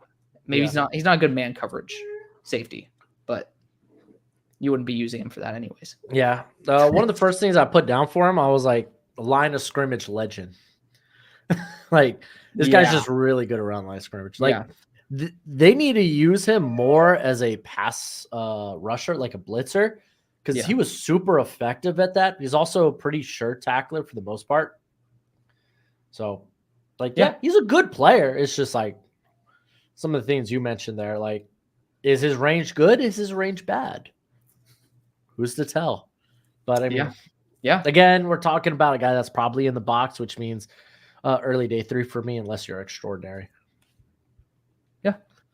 So I had Andrew Makuba at 10. At 10. I had him at 13. Oh, okay. We're literally in the same range with you. Yeah. I mean, granted, you have more safeties. I'm probably going to have him closer to like 20-ish range, like 15 to 20. I mean, I have more safeties, but the guys that we have like in the top half are relatively similar. Yeah. It just means that just had 2 guys. Yeah. The other guys that I've watched over you that aren't all that. They're fine. They're like, there's some guys I like, but it's just like reality of where they're going to be. Here, let me let Gojo out real quick before I talk about Makuba. Yeah, dude. Makuba's a beast, but he's a great athlete. I was honestly a little bit annoyed with his top speed. Really? I think he's a 4.55 guy. I saw 4.5 to 4.55. I saw quite a few receivers get separation on him in drag routes. I could see him being more explosive than fast. Yes. I think he's really solid. Which is like, now I'm super curious. Like he's going to be playing like safety there at Texas. Like he's not going to be playing in the slot. Barron's already got that locked down. I know. I loved him in the slot too, though. Or maybe they put Makuba in the slot and Barron plays like box. I don't know, man. There's a lot of fun to be had. College football's coming, but he plays with reckless abandon. He may not be like the biggest guy because he's coming in at 6 foot 190. He is a little bit lanky, but he plays physical, and I don't mind it. Like he doesn't mind putting his nose in the action. He'll go and put up a shot on ball carriers. Like he doesn't hit with power, but he hits with like momentum. Right. Yeah. So I mean, he was also playing slot primarily as well. Well, yeah, last year, but I mean the year before, because like big. He was kind of he played like around, like he was playing outside corner the year before. He was playing deep. He was playing in the box. Isn't that crazy? Like he was like a boundary corner, and then he moved to the slot. Then he's like safety. He's played everything. He's a jack of all trades. Yeah. It's just for as explosive as he is, no ball skills really to his name. Yeah. His production is pretty low. Yeah, but honestly, when you like consider he was in the slot last year, like a 54.3 completion rate allowed is actually hella good. Right. And he's actually really smart in zone coverage too. Yeah, dude. So I think he's just a good player. Like I feel like he's not a run sport guy though, in my opinion. Yeah, but he's not built. Like he's not afraid to go out and get after it. Like I get it. Like one of my things here were pursuit angles, so I immediately knew Alex ain't gonna like it. I actually gave him a good grade on pursuit angles. Really? I did. Let's see what I put here. Oh, I said he overran ball carrier sometimes, and I think he could be a little overzealous. I think he's almost the exact. That was actually the first thing I said. Too aggressive. Yeah, there you go. I think he is honestly the opposite of Xavier Watts. I think he might be thinking he's a worse athlete than Watts thinks. He's like a better athlete. It's kind of like the antithesis of each other. But he's good. Any other guys you have here that we haven't talked about? Aubrey Burks. Okay. The definition a little ways down. Yeah, definition. Well, he's definitely in a bottom tier with Jordan Hancock. I haven't checked out Hancock yet. I thought he was a corner, and then I saw he played a bunch of slot snaps because I was putting in all the analytics for the corners. Yeah. And I was like, oh, well, guess I'm going to move this guy over. Damn, I had this note for Theo Weiss. I was like, oh, we finally had a good play, and then I realized that play was versus Jordan Hancock and not the actually good corners. His only good play, pretty much, was against freaking Jordan Hancock. I was like, damn it. We say bad. He's just like he's super arguably UDFA. He's UDFA for me. Yeah, I think he's like back end. Like, I do not like his game at all. Like zero ball production as well. By the way, he's pretty much tied with freaking former 5-star. Yay! But I mean, obviously, if you're at Ohio State starting, most likely you're a 4 or 5. But yeah, I mean, Aubrey Burks, big letdown in my opinion. I was very excited for his game. First couple reps, I was like, oh, awesome. But just somebody who just didn't process the game very well. It took a couple seconds to like react to runs. To me, I mean, like he's pretty much a coverage guy, and even at that, it's not like he's a supreme athlete, but he's not bad at any stretch. So yeah, I was just kind of underwhelmed with him. I had him like, you are a relatively fine player, right? Like athleticism's very mid, no physicality. First thing I put on here was run defense is kind of meh. Yeah, and by meh I mean like like you said, like he's more of a passing guy. Yeah. So yeah, he's kind of just that dude who I trust in probably a deep safety role. Yeah, there's probably honestly there's only a couple of guys I want to like just give quick little shout outs to. If that's okay. Yeah. Hudson Clark out of Arkansas. He is literally played all over the place for Arkansas, like outside corner, slot, safety. Yep. I think he's a very good athlete with a lot of good versatility, but he's really thin at 6'2", 190. Right. And his man coverage is just like, he gets bodied even by smaller receivers. Dude, I'm telling you, man, like it's the biggest anomaly. Like the 8th wonder of the world is large individuals with thin legs. The 9th wonder of the world are defensive backs who get bodied by little dudes. Like it is what it is. But the ball skills are good with him, and I think he attacks the football well. So yeah, I got him in that mid day 3 area. Cool. Yam Bakes, who's now at Ole Miss, formerly of South Alabama. Yeah, dude, I heard about this guy. Listen, I don't think he's never gonna be like a first 4 round type of player, but he's a guy that like, and I'll actually talk about the player I got right behind him. They're both just 2 guys that I'm like, they're all overall understanding of the game. Yeah, is great. So it's like, okay, they lack athletic traits, or in Yam's case, like his tackling technique is like, he's just super aggressive, wants to lay the lumber, whiffs on a lot of tackles. Like his missed tackle percentage over his career is 22.4. But like really good ball skills. If you go back, not last year, but the year before, when he was playing for South Alabama, he has a nasty one-handed interception against, I think it's Western Kentucky. Okay. In the red zone. Like the ball skills are really good. The want to be physical is really good there. His ability to just diagnose the play in general and be around the football is really good. Just a good player. I don't know if he's going to start for Ole Miss, though. That's my only thing. Because Ole Miss brought in a lot of transfers. They had that money, dude. Yeah. They had the cash river flowing. The other guy is RJ Mickens from Clemson. Just another guy that's just really good. For him, I have like suspect range, tackling technique, and those are 2 things that do not work well together. Yeah, usually the guys who don't have good range at least can be good run defenders. And then I put also just too physical in coverage when it comes to actually having to get on a pass catcher. But he's got a good build at 6 foot 210. He's played everywhere for the Tigers, and again, another guy that just processes the game really well.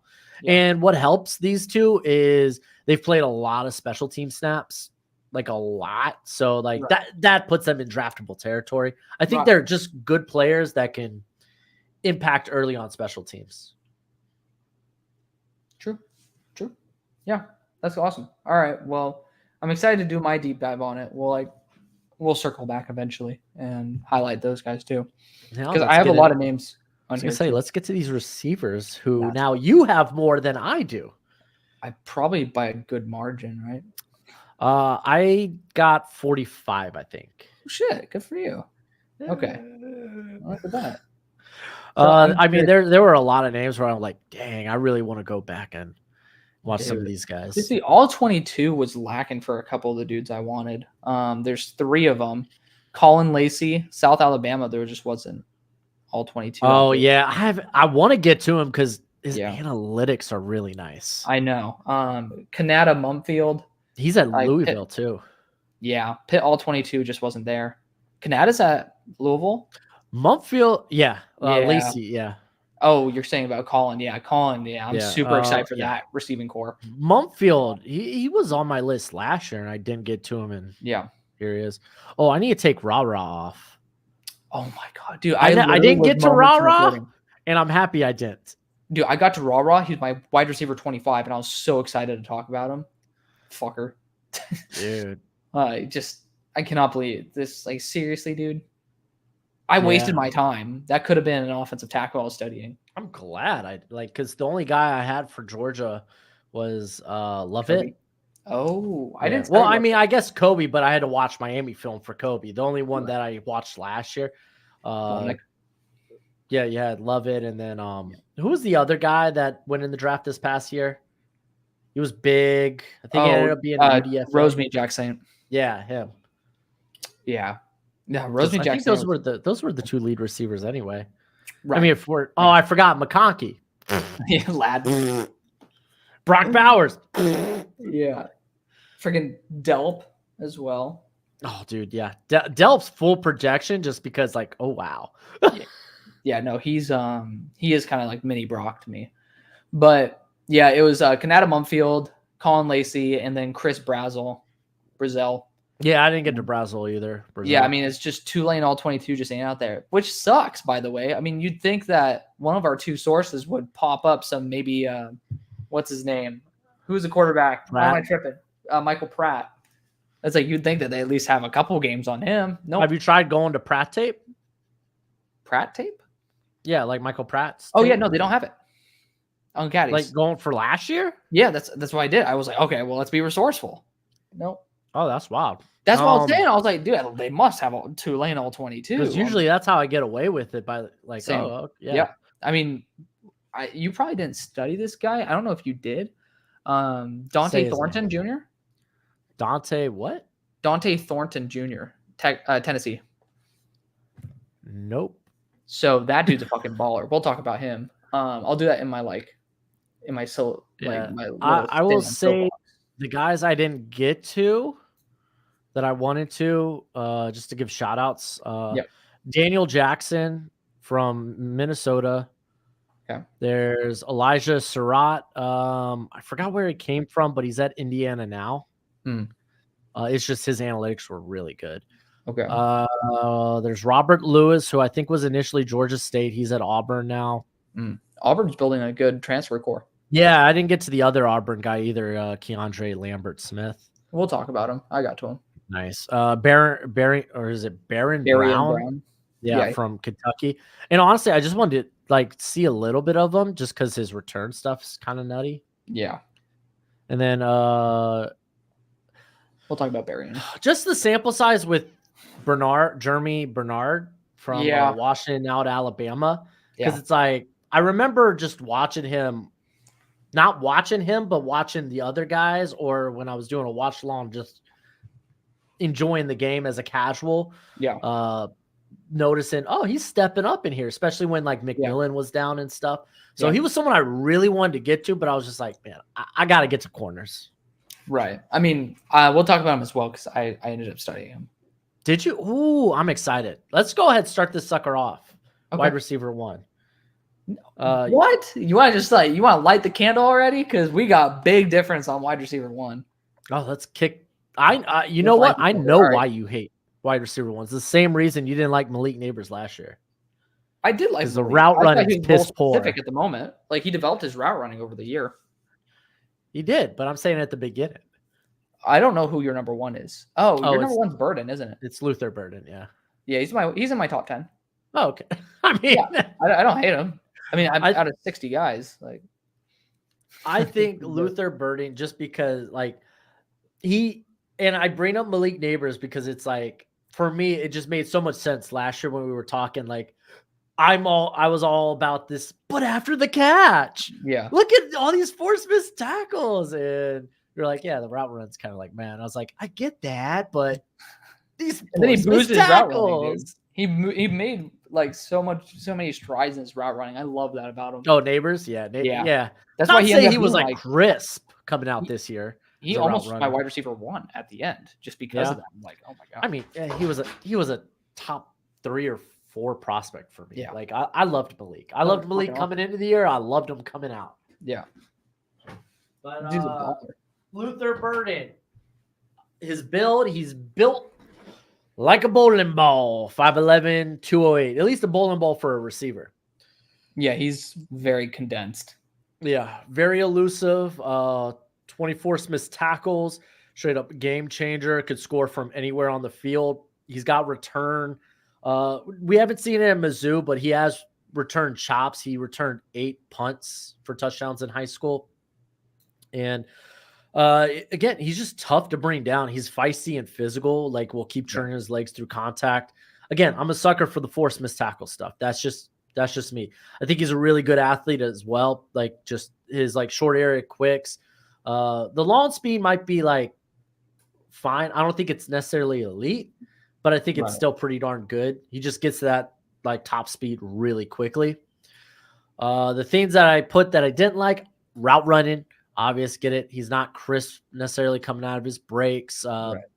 Sometimes he does the thing we constantly see at the Senior Bowl where it's like these guys are running their one-on-ones and he's out here just smashing the freaking analog stick, doing his moves. And it's like, okay, well, routes have timing. Right. Come on, bud.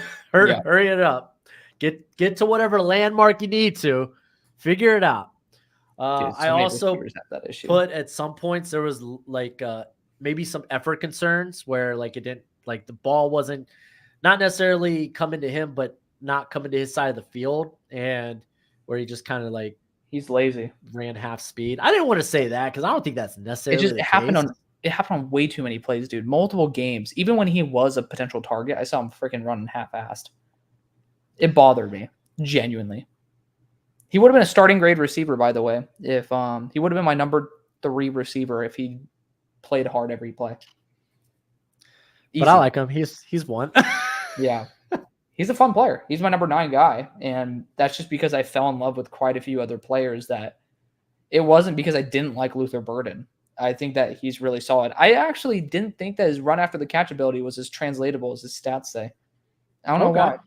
But I'm excited to be proven wrong on that. But I ended up continuing watching games. And I just couldn't get fully sold on it. Still think he's solid, but like he was kind of a jack of all trades. For me, I ended up saying he was Deontay Johnson with Terrace Marshall mentality. And a really good player. Well, he has better hands, at least. That's a big plus. He has much better hands than Deontay Johnson. But skill-wise. 56.5 contested catch at 5'11". He's really solid. Really solid. So, big fan of that. I mean, he's just somebody that, I thought was really good all around. And some guys I thought were really great all around. That guy, who I think you might have a 5th round grade on. So this is going to be my Tali Fuaga. Jaden Higgins, wide receiver 1, Iowa State. Oh, okay. So this is Xavier Hutchinson all over again. So I have my PTSD. Yeah. So I just love everything pretty much about him except maybe run after the catch ability. Someone who has a sub 2%, maybe it's sub 3% drop rate. Reliable, over 50% contested catch rate. Yeah, so reliable hands in terms of contested catch as well. Something I did note about him, he doesn't do a very good job positioning himself in front of the defender on some contested catch balls.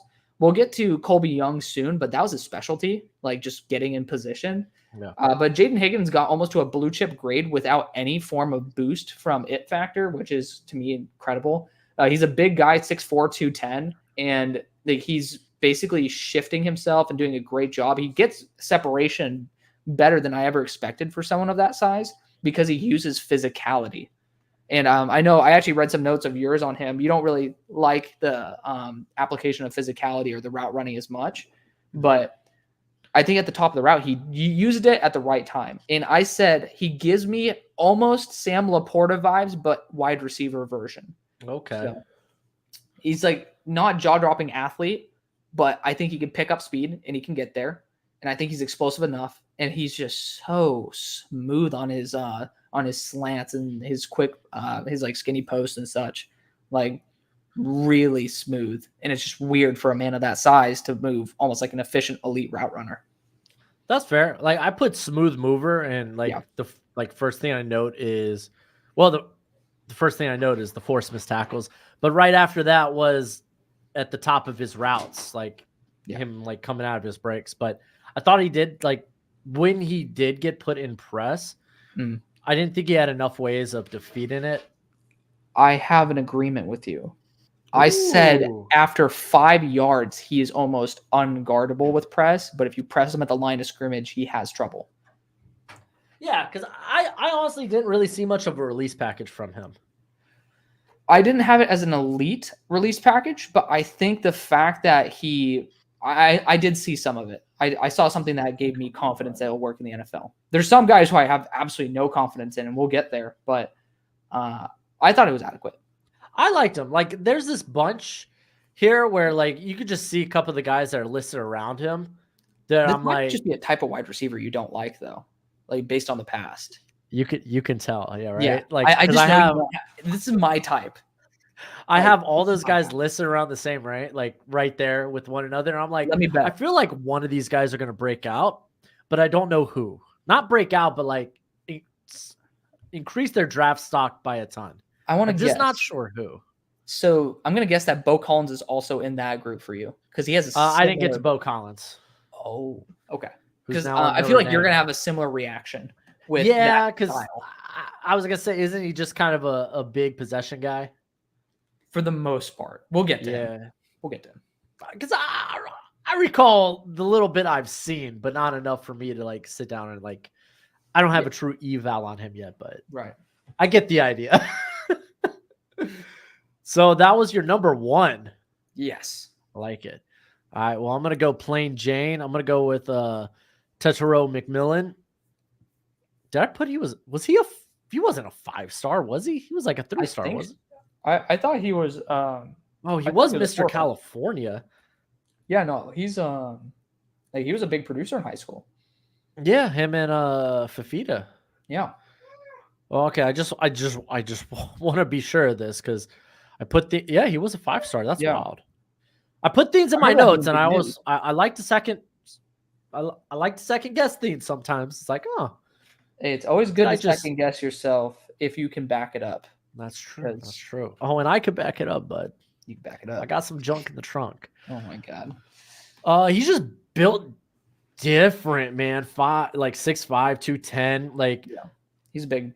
I put because he's a giraffe. Like he's a giraffe, like going across the Sahara, and you could just toss it up. And I don't think he's like physically like dominating at the catch point. It's just simply like you just can't get there. Yeah, you can't get there. I will go. I go above the rim. You're over here slapping net. Sorry, buddy. Good luck, Godspeed. Not gonna happen. He is pretty like. I guess you could say strong after the catch.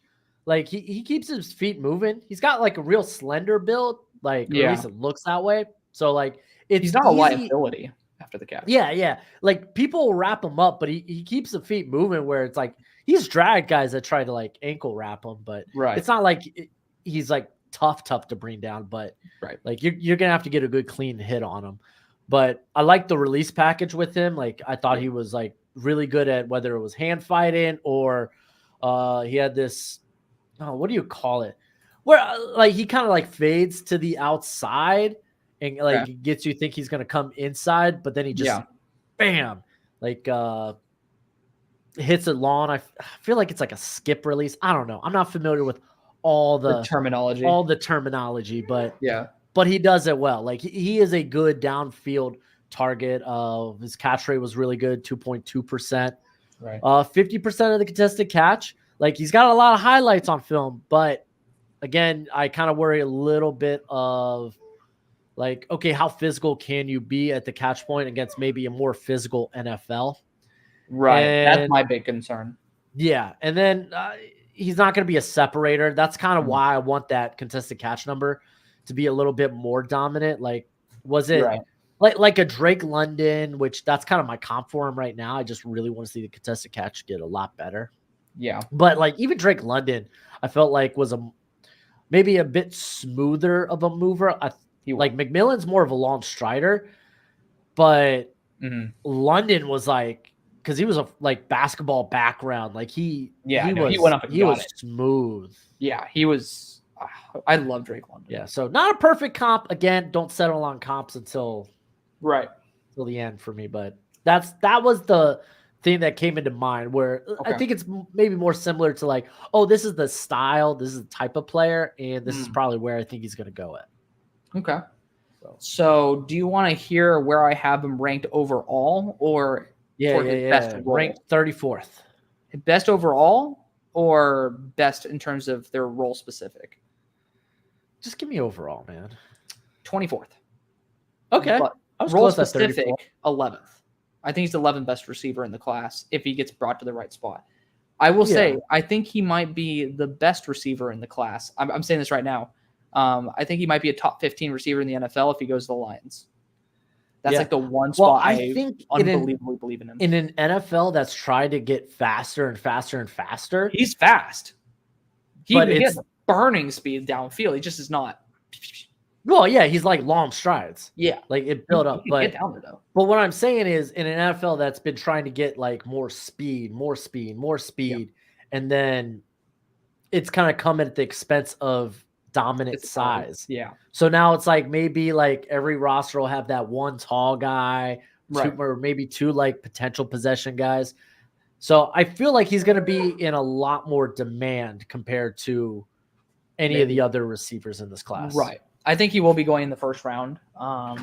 But I want to hear this, because rather than just hearing, oh, he's the 24th best, I want to go and just like, because this is obviously a big name, like we'll go category by category, and I want you to say whether you agree or disagree with the grade, because obviously a lot of this is depending on weights and such. So I don't think he does in routes, out routes, curls, comebacks very well at all. I don't think he's a specialist in that. I agree. I think he's actually pretty adequate at doing those slants, posts, post corners and such. Yeah, I think the more simpler the route, the better. I mean, I just don't like the hard cuts.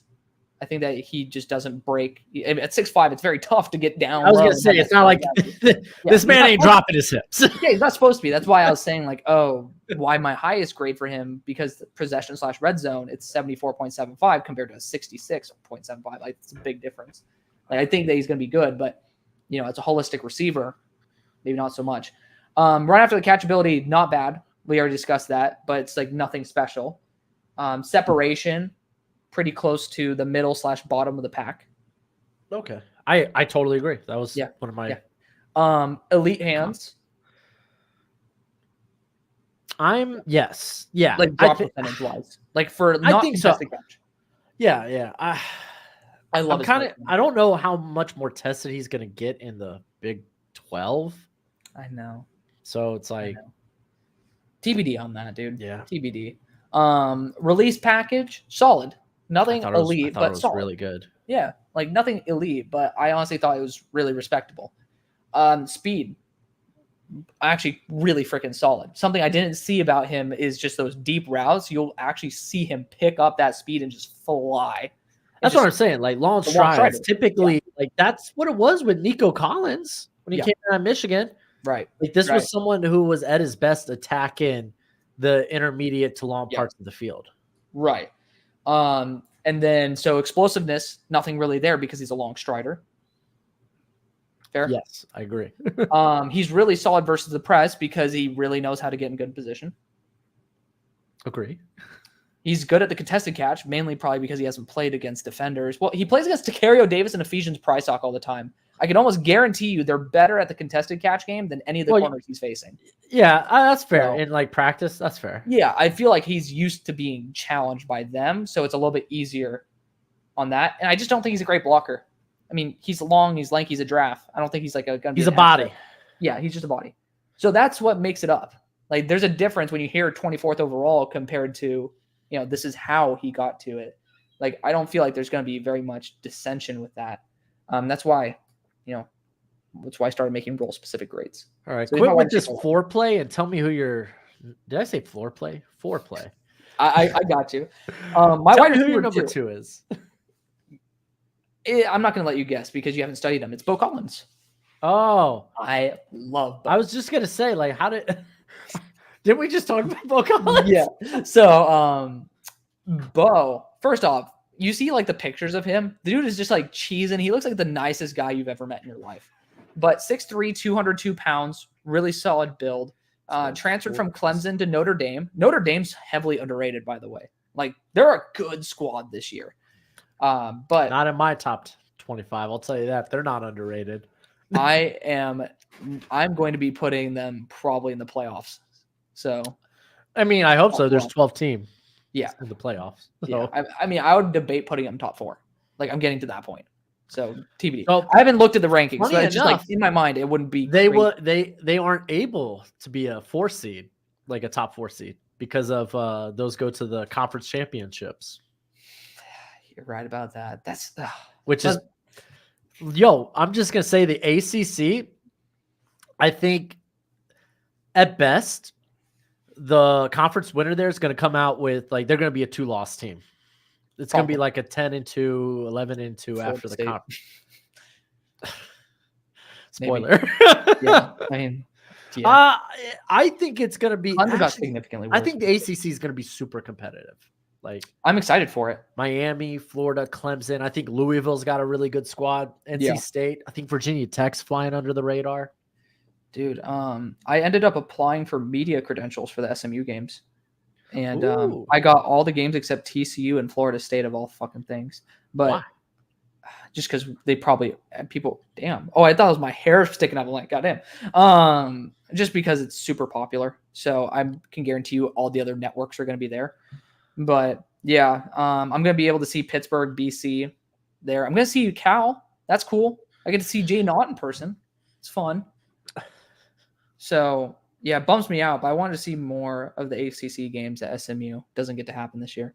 But going forward. SMU, for being the ACC, they're good. They're actually contenders in there, too, just because their schedule's easy. Freaking easy. Yeah.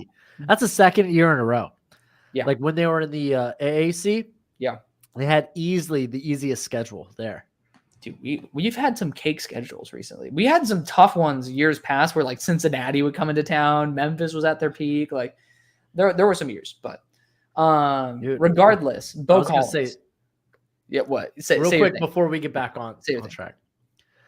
Some of the better teams have really tough schedules. Like Texas's schedule, I think, is pretty tough. Oklahoma, I think it's going to be a rough first year in the SEC for Oklahoma. Okay. Like some of the better teams now, like even Oregon and such, it's in the SEC and the Big Ten, it's going to be a bloodbath. I'll say this. It's the perfect year for a 12-team playoff because of the fact that, you get to see all the good teams and face each other. So it's cool. Yep. But back to Beau. So Beau Collins is not going to be your elite route runner. That's not his game. He has the best release footwork and upper body work that I've ever seen. He's the best release package guy I've ever watched. Making guys like Ben Morrison look silly, which he's going to be able to face Ben Morrison every single day in practice, which is going to be cool. He's not a run after the catch threat, but he does generate separation because of his release as well as his physicality.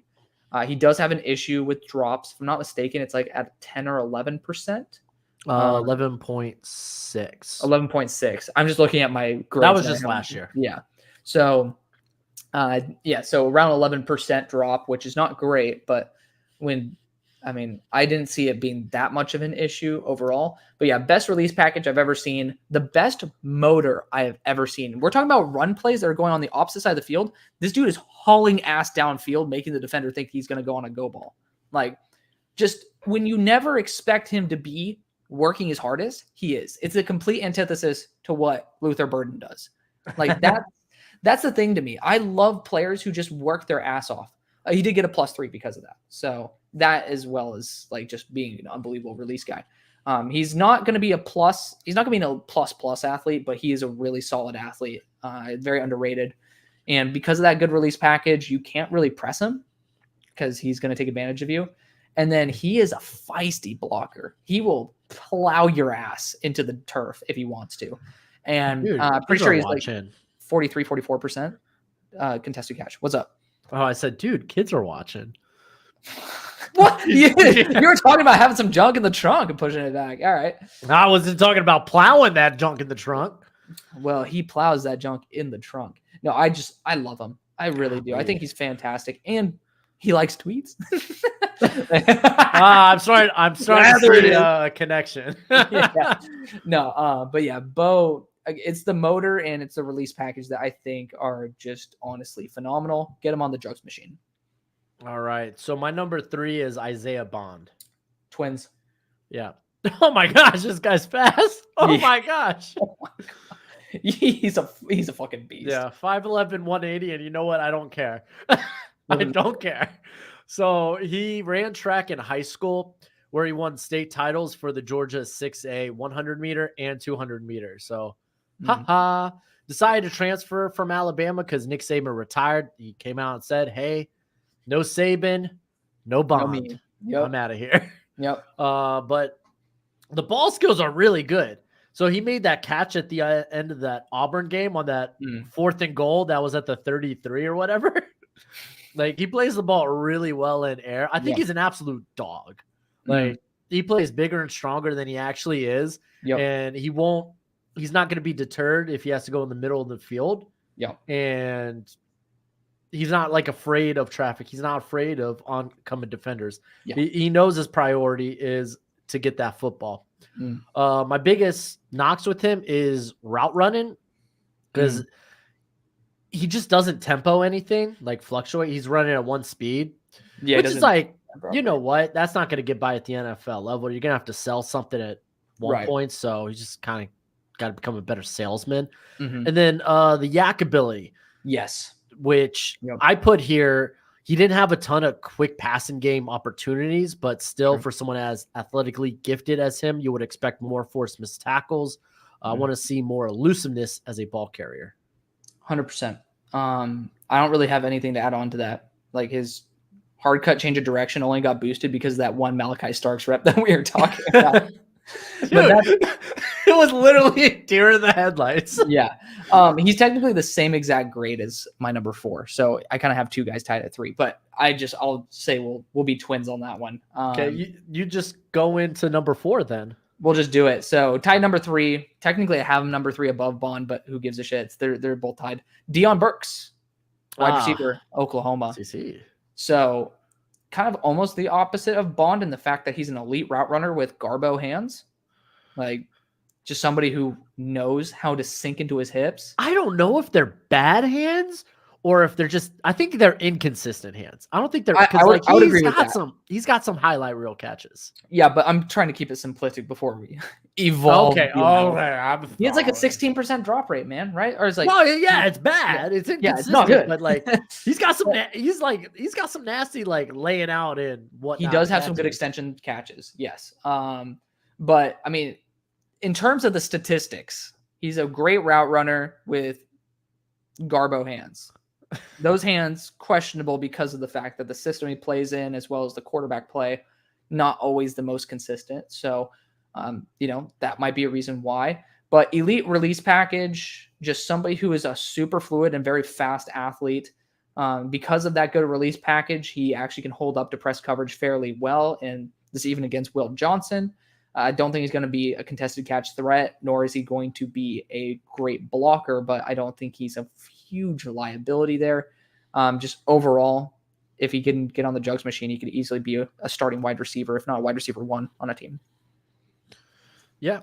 I mean, that was a game where I fell in love with Will Johnson, by the way. Oh yeah. Yeah. I can't wait for Will Johnson, dude. Oh my God. Like he's been hyped up so much that he's the best player I've ever studied. Hands down. Oh, that's what I'm seeing everywhere. Yeah. Like I'm gonna have to have a cigarette or two. Prepared. Dude, it was great. It was great. Like just unbelievable talent. Yeah. So with Burks, he ended up being wide receiver 8 for me. Okay. Size, smaller receiver. Like he's thick, but he's small. Yeah. I think some of his drops also, he's terrible at the contested catch. I think it's just at that size, you're not going to be good at the contested catch, but nor should the hands were inconsistent. Yeah. I put his yak ability, like he's more, hey, I'm going to run by you than, make you he's good vision. Miss or whatever. Exact good vision. But I also put a third of his tackles came against Fresno State, or a third of his missed tackles came against Fresno State. It's key to know those things. Yeah. But route running, I think there are ball skills there. Just need to see some consistency with it. And fun fact, super fast. Yeah. Big fan of him. So my number. Oh, who's your 4? It's Travis Hunter. Nice. Okay. He's not too far off. Yeah, like I have a feeling I'm gonna really like him as a corner. Yeah. Based on just what I've seen thus far from the wide receiver. Like this guy's got ball skills. We were just talking about ball skills. This guy's got ball skills. Dude, like doesn't he have like a 1% drop rate, and then he has like a 67% contested catch rate, something like that? So 0% drop rate. There we go, 0. 6.3 63.6 contested catch rate. Okay, that was like 66.3. But I mean, let's round up. Nuts. But dude, like he is elite when attacking the football. Like, and it's the hand-eye coordination, it's the late hands, so he doesn't like kind of like give away where he's going to the defender. It's just he has a basketball background. It doesn't surprise me. He attacks it like he's attacking a rebound. Right. It's just really good. The ball skills are great. He's switched up. I don't think he's like launch speed fast, like not elite launch speed, but I think he's like super twitched up and very smooth and very good short area quicks. Gojo agrees. He's busting out my door. With him, I'm assuming watching the fourth quarter is going to be very similar to like, okay, I'm going to let Gojo in. All right. Well, I'll say this about him as a DB. The ball skills did not show up the same way you'd really hope for. Oh. And that's what sucks, because him in contested catch situations, especially versus guys like Tetairoa McMillan, almost a non-factor. Guys that are huge. It was just almost a non-factor, which I'm like, dude, you have the athleticism, you have the ball skills, like go for it, dude. Like you've proven it. Like go for it. So what I was saying is I think this is going to be a consistent when I go to his corner film that like he's noticeably gassed in the fourth. Just because when you're playing 120 snaps a game, it's kind of ludicrous. Yeah. But I still thought like when you take that into consideration, it's like, wow. Like I can't believe he's still playing, at least competing at this high of a level. Right. It's like even him in the fourth is better than like 80% of like receivers in college football. He's just that good. My only cons with him, play strength, he's wiry. Maybe he's put on a little bit. Yeah. I mean, he's got the room to put on more mass, so I'm not too worried about that. I put route tree just because Colorado isn't having him do anything special. Right. It's like slants, screens, and goes, and then sprinkle a little bit of in and out routes from there, but it's nothing special. Nothing crazy. Yeah, so that, and like it'll be interesting to talk about what position he's going to end up playing in the NFL. It's like, is he going to play corner? Is he going to be corner? Because at least from what I've seen, it looks like a lot of people have him as a higher rated corner than receiver. Like currently I have him kind of as like a fringe top 20 receiver. But like maybe he'll want to play receiver in the NFL just because it's a higher paying position. So it's true. It's gonna be one of the most fascinating like discussions this draft season. Oh yeah, no, it's it's unique to be able to have that discussion because he plays like pretty damn well at both positions. He's my wide receiver 8. Okay. I ended up noting. So one thing I don't like is how he never runs a really sharp route. He just loves to bend all of his cuts. Like I don't appreciate that. Especially, I mean, you ask a man to run 30 screen or slants in a game. Yeah, the guy's just. I mean, when you look at guys like Jaden, tell him to go from going 45 to straight like 90 or whatever. Yeah, it's gonna be tough. Yeah, 90 would it be 90? Yeah. Okay. So no, it's like on slants and such too. I thought that he just didn't. He kind of just dips into it, and like you can maintain momentum that way, sure, but there's no route fake. I would say I didn't see enough fakes to his route to get me excited. But it's not bad. It's not like I graded him poorly there. It's just, there's guys who know how to flip their hips and gain that acceleration out of their cut that, you're not telegraphing the defender exactly what you're doing. Same thing with ins and outs routes. Like I thought those were just really rounded. Like you're not doing anything to scare a defender that you're going on a go ball. So no route manipulation or route deception. But I said he is the best stop route runner I've ever seen. Like in terms of curls, compact, like I've never seen a guy hit the brakes that fast. Dude, he's a nutty athlete. That's why he's probably going to be a good corner. Yeah, he can change or a great corner. So that's why I also am like, dude, you can drop your hips and stop on a dime. Why are you not doing that on ins and out routes? So I have a lot more faith in his potential there. And I think it's probably just because of like the wear and tear. Not even the wear and tear. It's like there's only so much you can do in practice at both positions. Like, well, I'm also wondering if it's a timing thing because they know the offensive line is going to be ass. It's like if you drop and you slow down and then you cut. To be fair, also like the first half of the season, Colorado's way different than the second half of the season. Yeah, after Sean Lewis was removed from play calling duties, which I thought was stupid. Like it got really vanilla and really terrible in the second half of the season. I saw that. And that's probably why that's why they kept losing, dude. like you see the success early on and then the failures after. So yeah, he's my wide receiver 8. And again, elite hands, not really polished as a release guy, but again, we're talking about someone who's taking a lot of time to develop 2 different positions. You probably don't have full practices developing your footwork as a wide receiver. And if you don't trust the offensive line either, maybe they're just like, go. So there's a chance that's true. But that is your wide receiver 4? Yep, that's the last receiver I have first round grade on. Okay. I only had 4. So while you do that, while you get Let Gojo back in, my number 5 guy is Ricky White. UNLV wide receiver. So, he is. I have comps for very few players, and I know you have your headset on, so you can hear this. I hear it. I have comps for very few players. For Ricky, I have him as mini Marvin Harrison. Holy crap! Not as good, but I mean, that's a hell of a. I felt like I was watching like a shittier version of Marvin Harrison Jr. and it was awesome. It was what an adjective to use. Like literally, I call him Mini Marv in my notes. It's just like I felt it. It's just intangible. Like super fluid athlete, more explosive than fast, but still really fast. Polished as a route runner. Right. Yeah, he polished as a route runner. Right after the catchability is there, it's really good. I don't know if he's going to be like known as the guy that you toss a ball to and he's going to make everybody miss and take it to the house, but he has that potential. He gains a ton of separation because he's a great route runner and he's athletic. Hands solid. I think it's like 6.5% drop rate. And we're 5.4. 5.4. Oh damn! I have that as a 7. Shit. Okay. A good thing to know for talking about the other guys. I just know I did it off percentage for like hands in terms of drops and then micro modified. But smooth release package. Nothing obviously jaw dropping, but still really solid. My issues with him were he's not a contested catch guy in my opinion, but more importantly, he gets knocked off his routes with press. That's where he could never live up anywhere close to Marv. And I think that's where Marv set himself apart as a blue chip player. If Marv didn't have the ability to handle press coverage the way that he did, I think that we'd be talking about Marv in a much lower degree.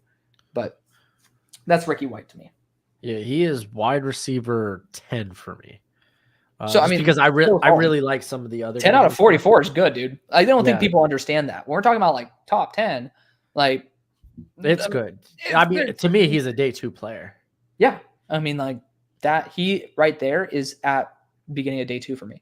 Yeah, dude. UNLV cleaned up when it came to the transfer game. They got Tony Grimes over there now.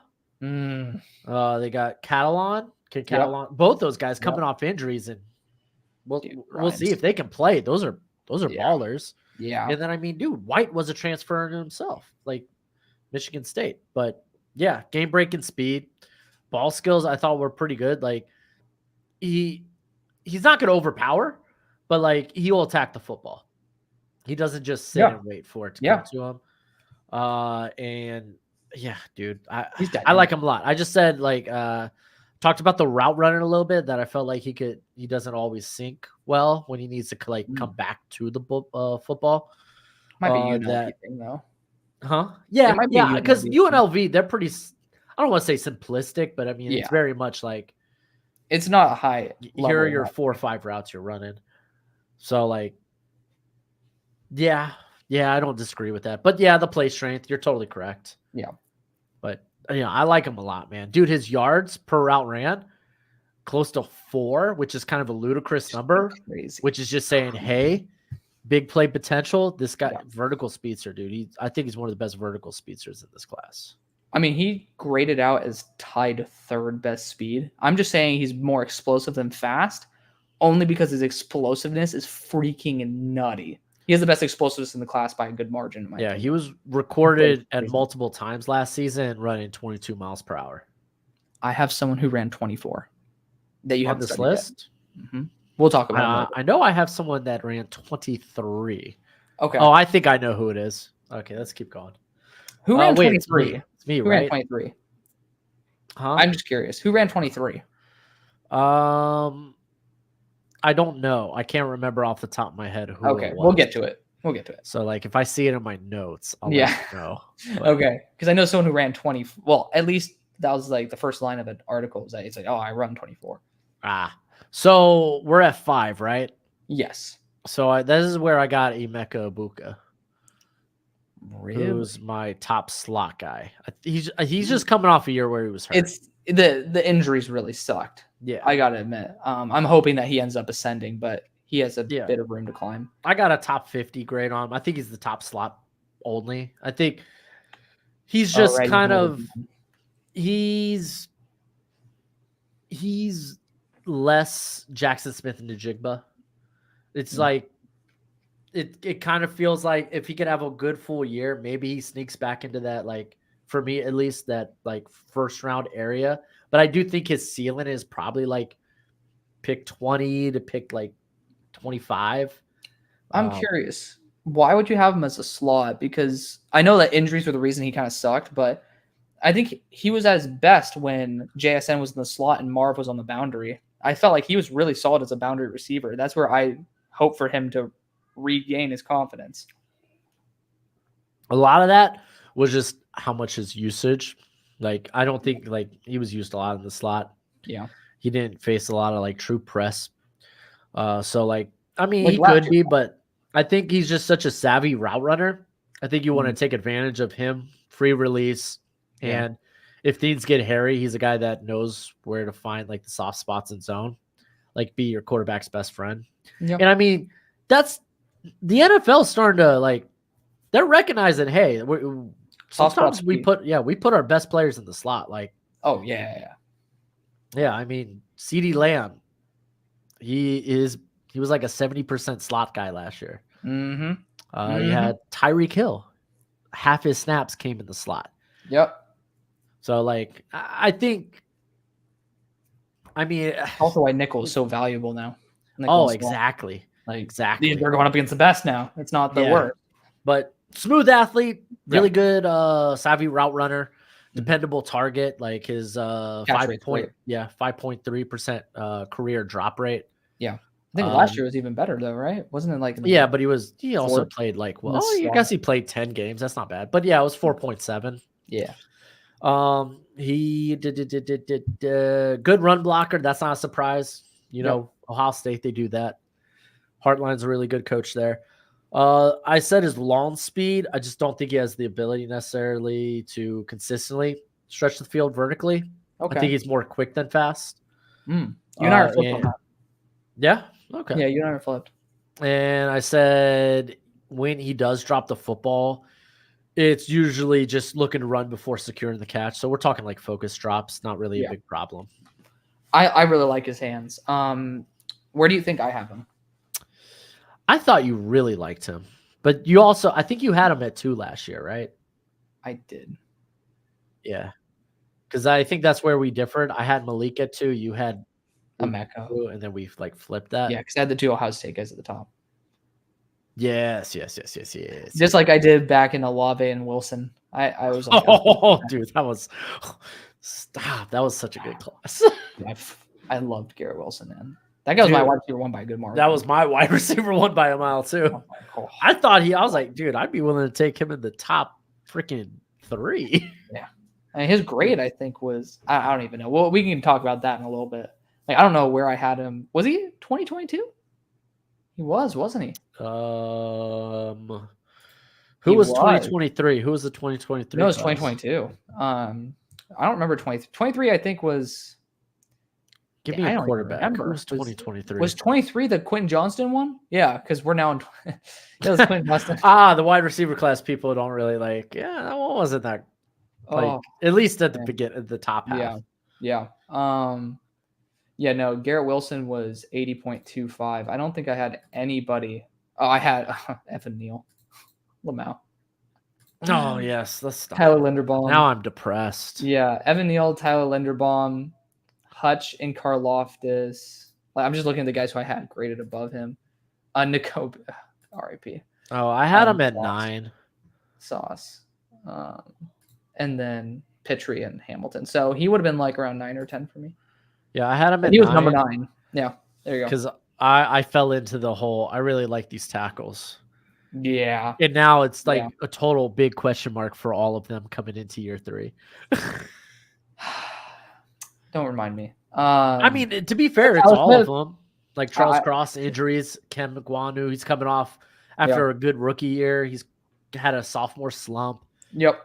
Evan Neal. That's all I need to say. Mic drop. It's the proof that you can't switch a left tackle to right in the NFL. And I don't think that's guarantee it. I don't think that's. I don't think that's what it's saying.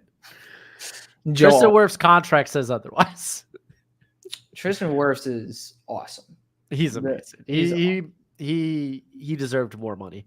Yeah. Are we still on wide receiver 5? I did my wide receiver 5. I think we might have the same 6. Okay. My 6 is Elik Iomanor. Oh, never mind. I forgot to talk about my part of Emeka. Emeka is my wide receiver 23.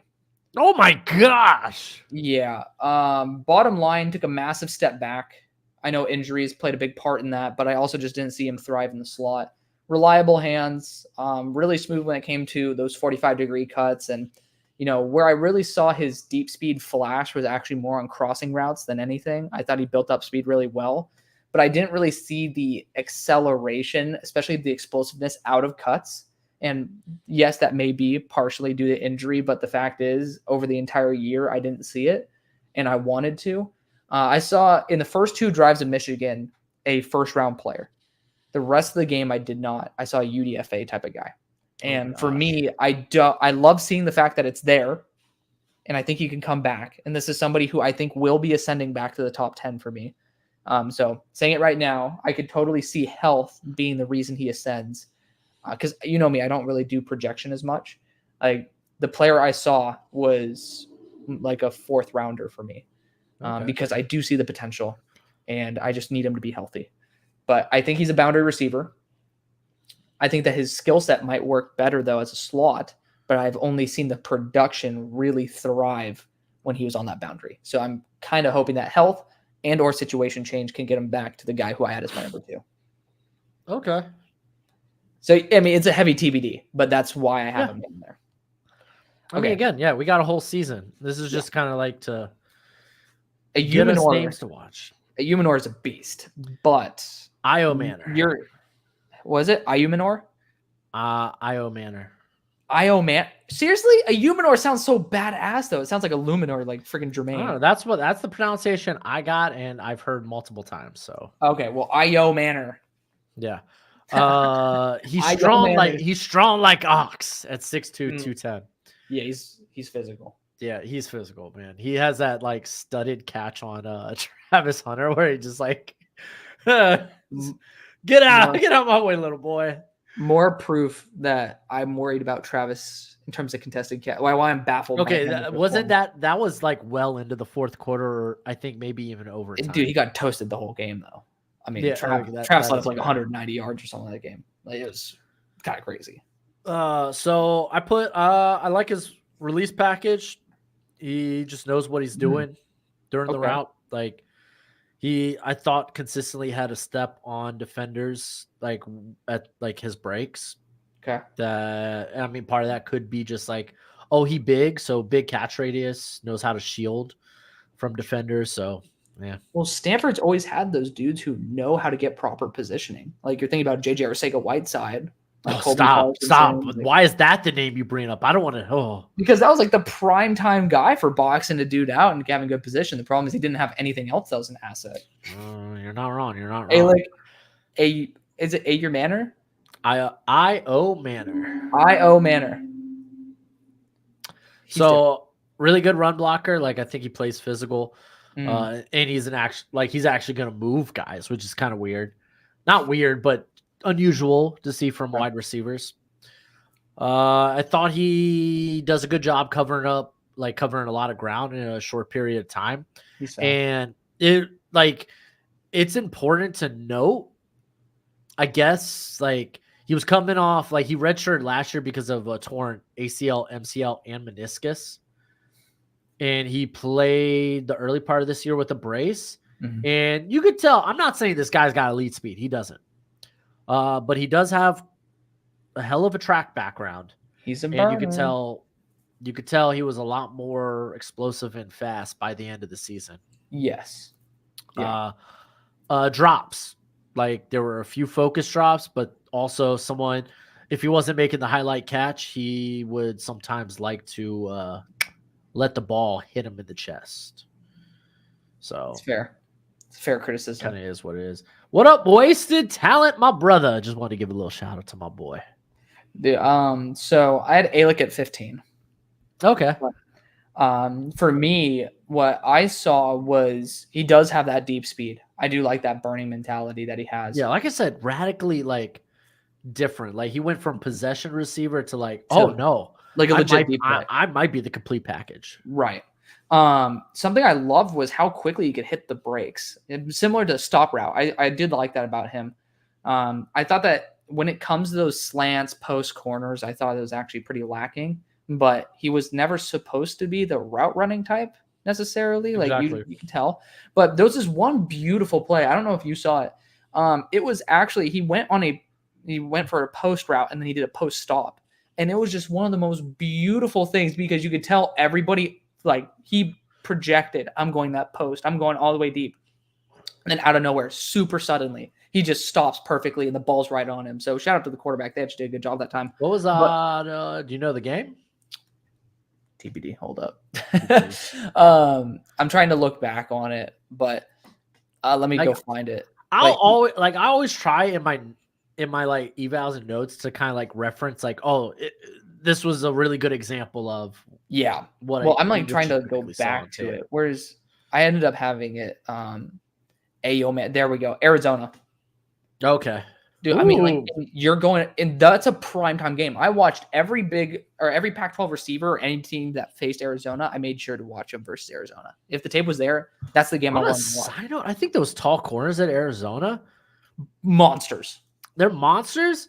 I'm kind of curious how they are when it comes to like coming back to the football, like comeback routes or. So I studied them patterns in general. I think Prysock's better at that than Tecario. Tecario has a tough time changing directions, but he processes better. I was gonna say I looked at like Tecario's just like length and like height, and I was like, is this guy just gonna be Reek Woolen when I watch him?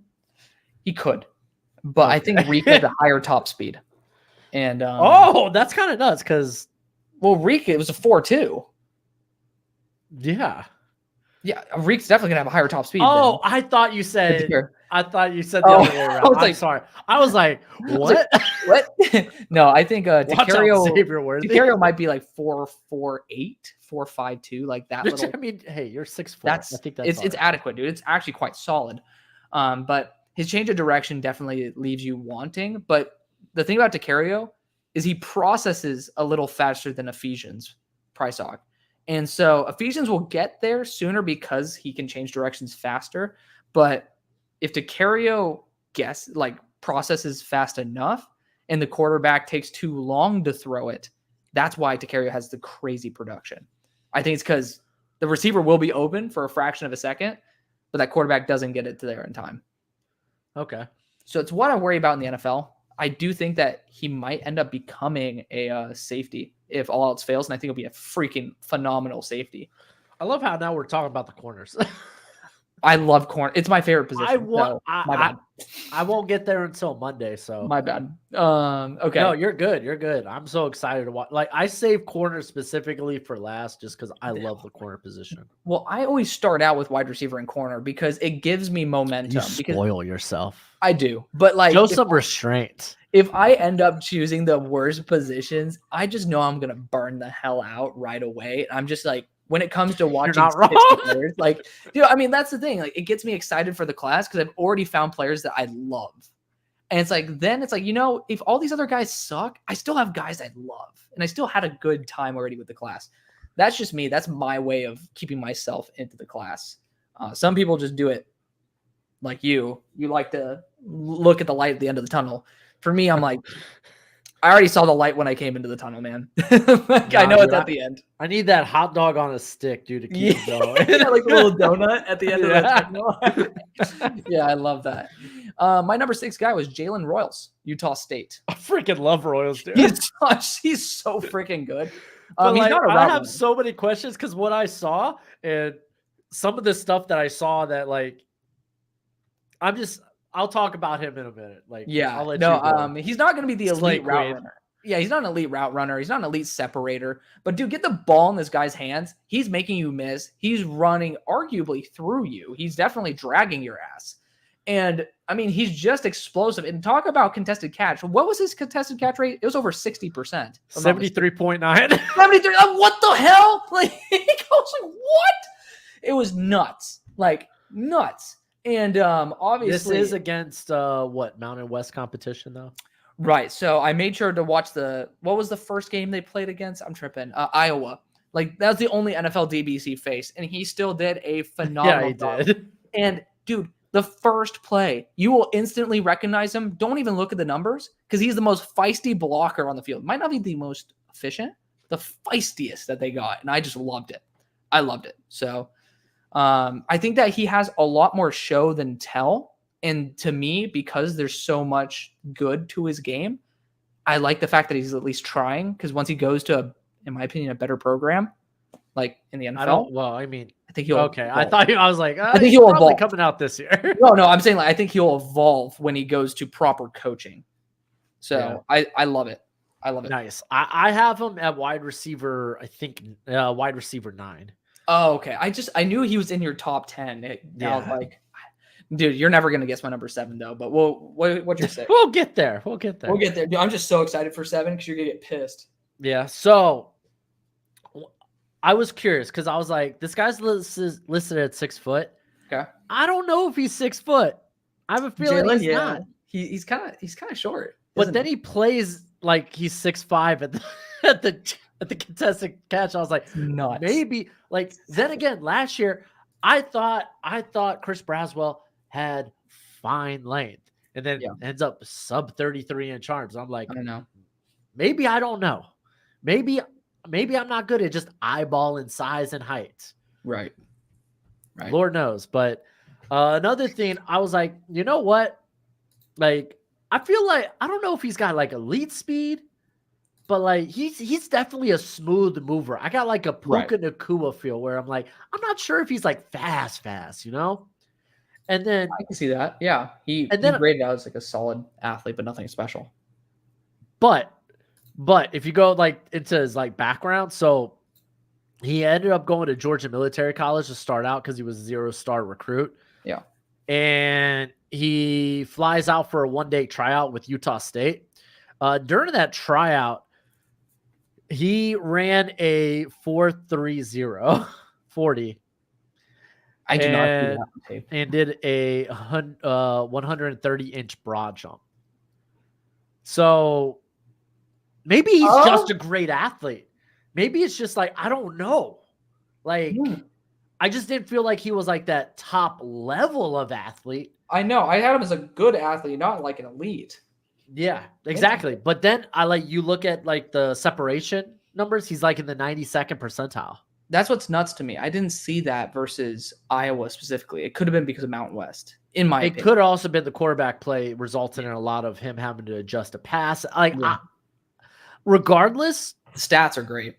The dude's contact balance, like I'm not going to call him strong, but he knows how to keep his feet under him. It's awesome. I love it. Fights for I don't think he's strong ball carrier, but I think he's like he absorbs contact well. Like he really like 40% of his yards came after the catch this year.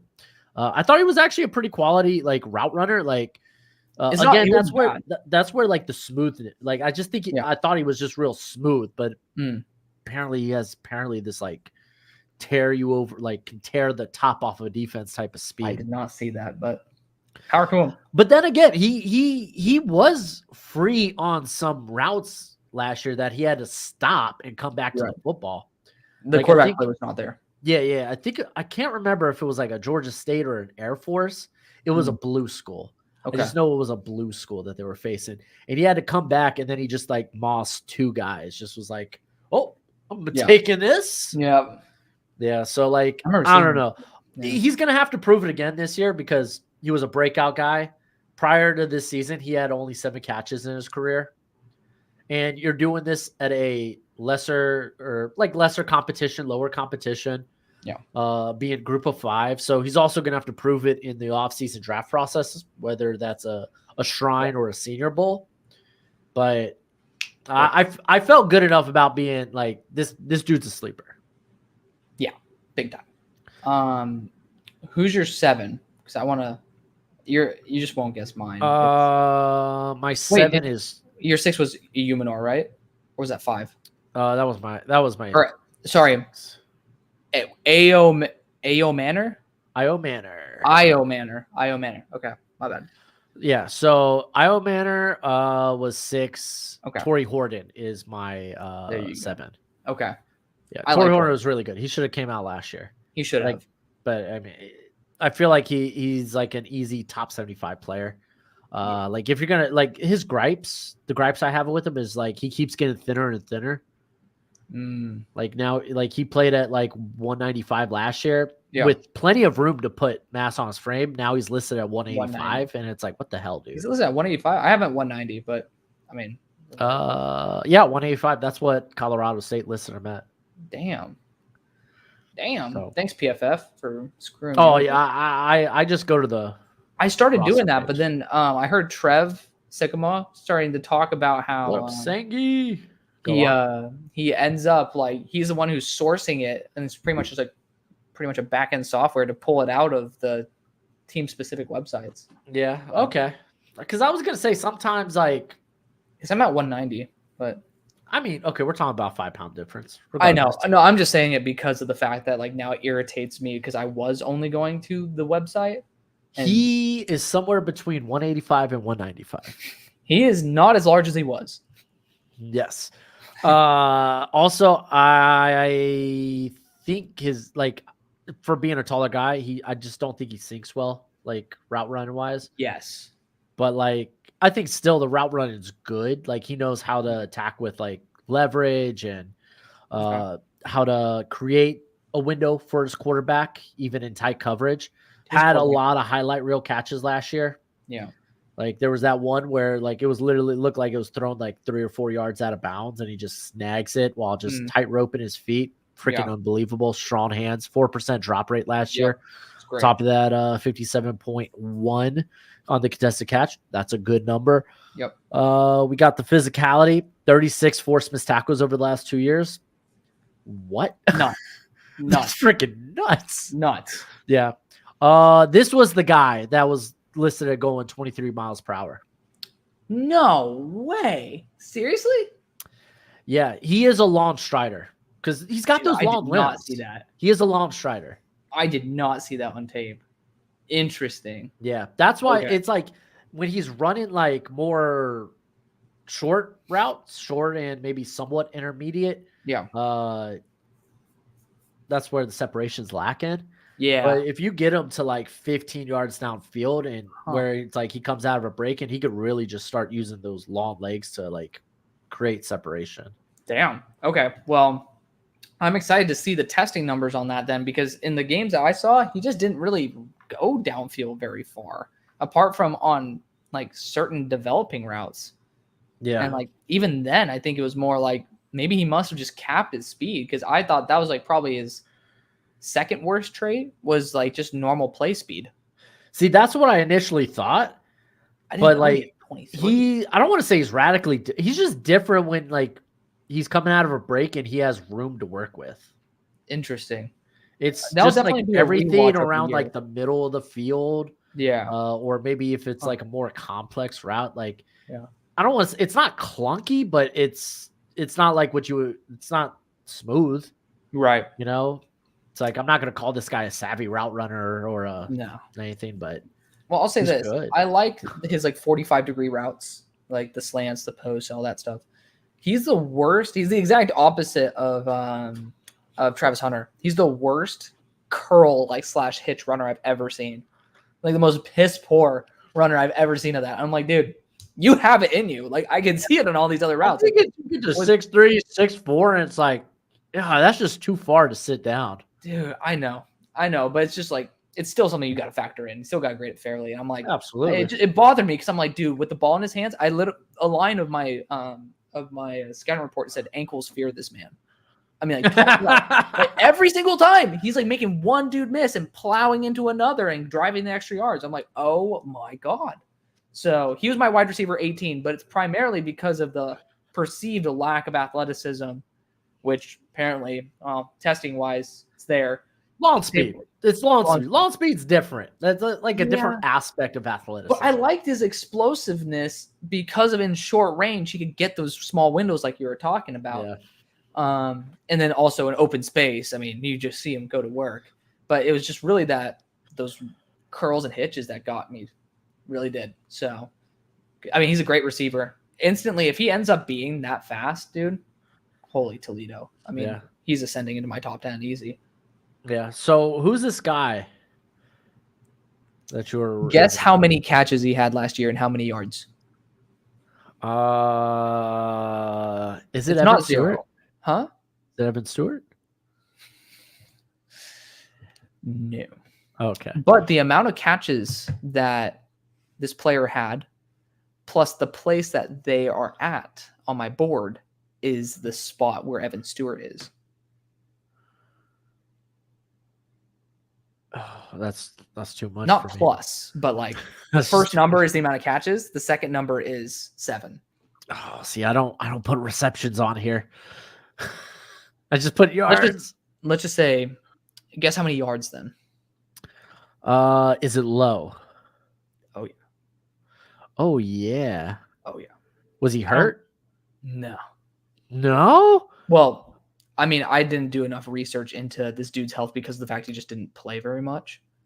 He was listed in all the games. Is it Colby Young? I love Colby Young. You're close, but no. Freaking love him too. Like out of all the guys I listed as a day 3, like he's the one I'm like, if he ends up in the first round, I will not be shocked. I think I said that on his report, so I do agree. It's Antonio Gates Jr. Antonio, what? 3 catches, 30 yards, Michigan State. All year. Yeah, I don't even have this guy on my board. Yeah. He had the most reps the entire year versus Michigan. Talk about projection. But yeah, I was gonna say this is as pure as projection can get. This is a love affair for me, so to speak. This is hey, I liked your daddy. Yeah, no, but this is based on the tape, the very limited tape, but he is by far the most surprising study I've ever had. I was just like, screw it. I'll just toss him in there. I've done like 55 guys. Like, let's do it. Unbelievable. So first off, he has, I think, a 2% drop rate, or it's like 2 or 3. Very low. Miss me with the drop rate when you're talking about a guy with 3 catches. No, over his career.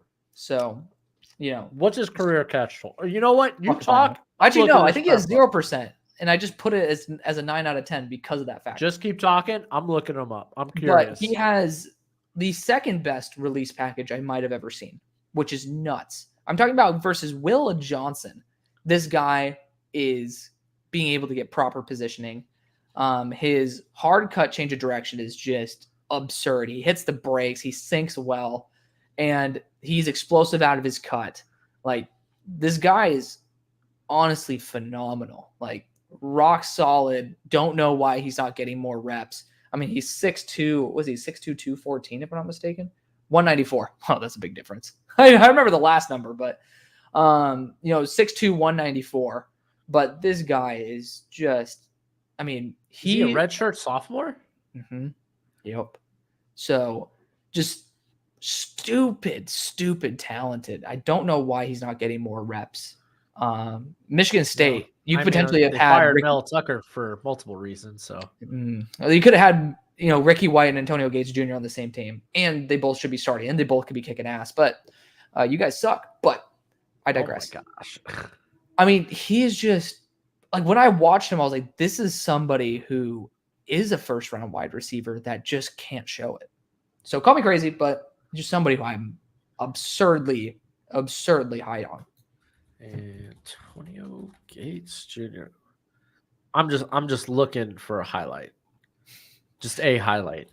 Antonio. I posted him on my Twitter. Jr. It's a highlight.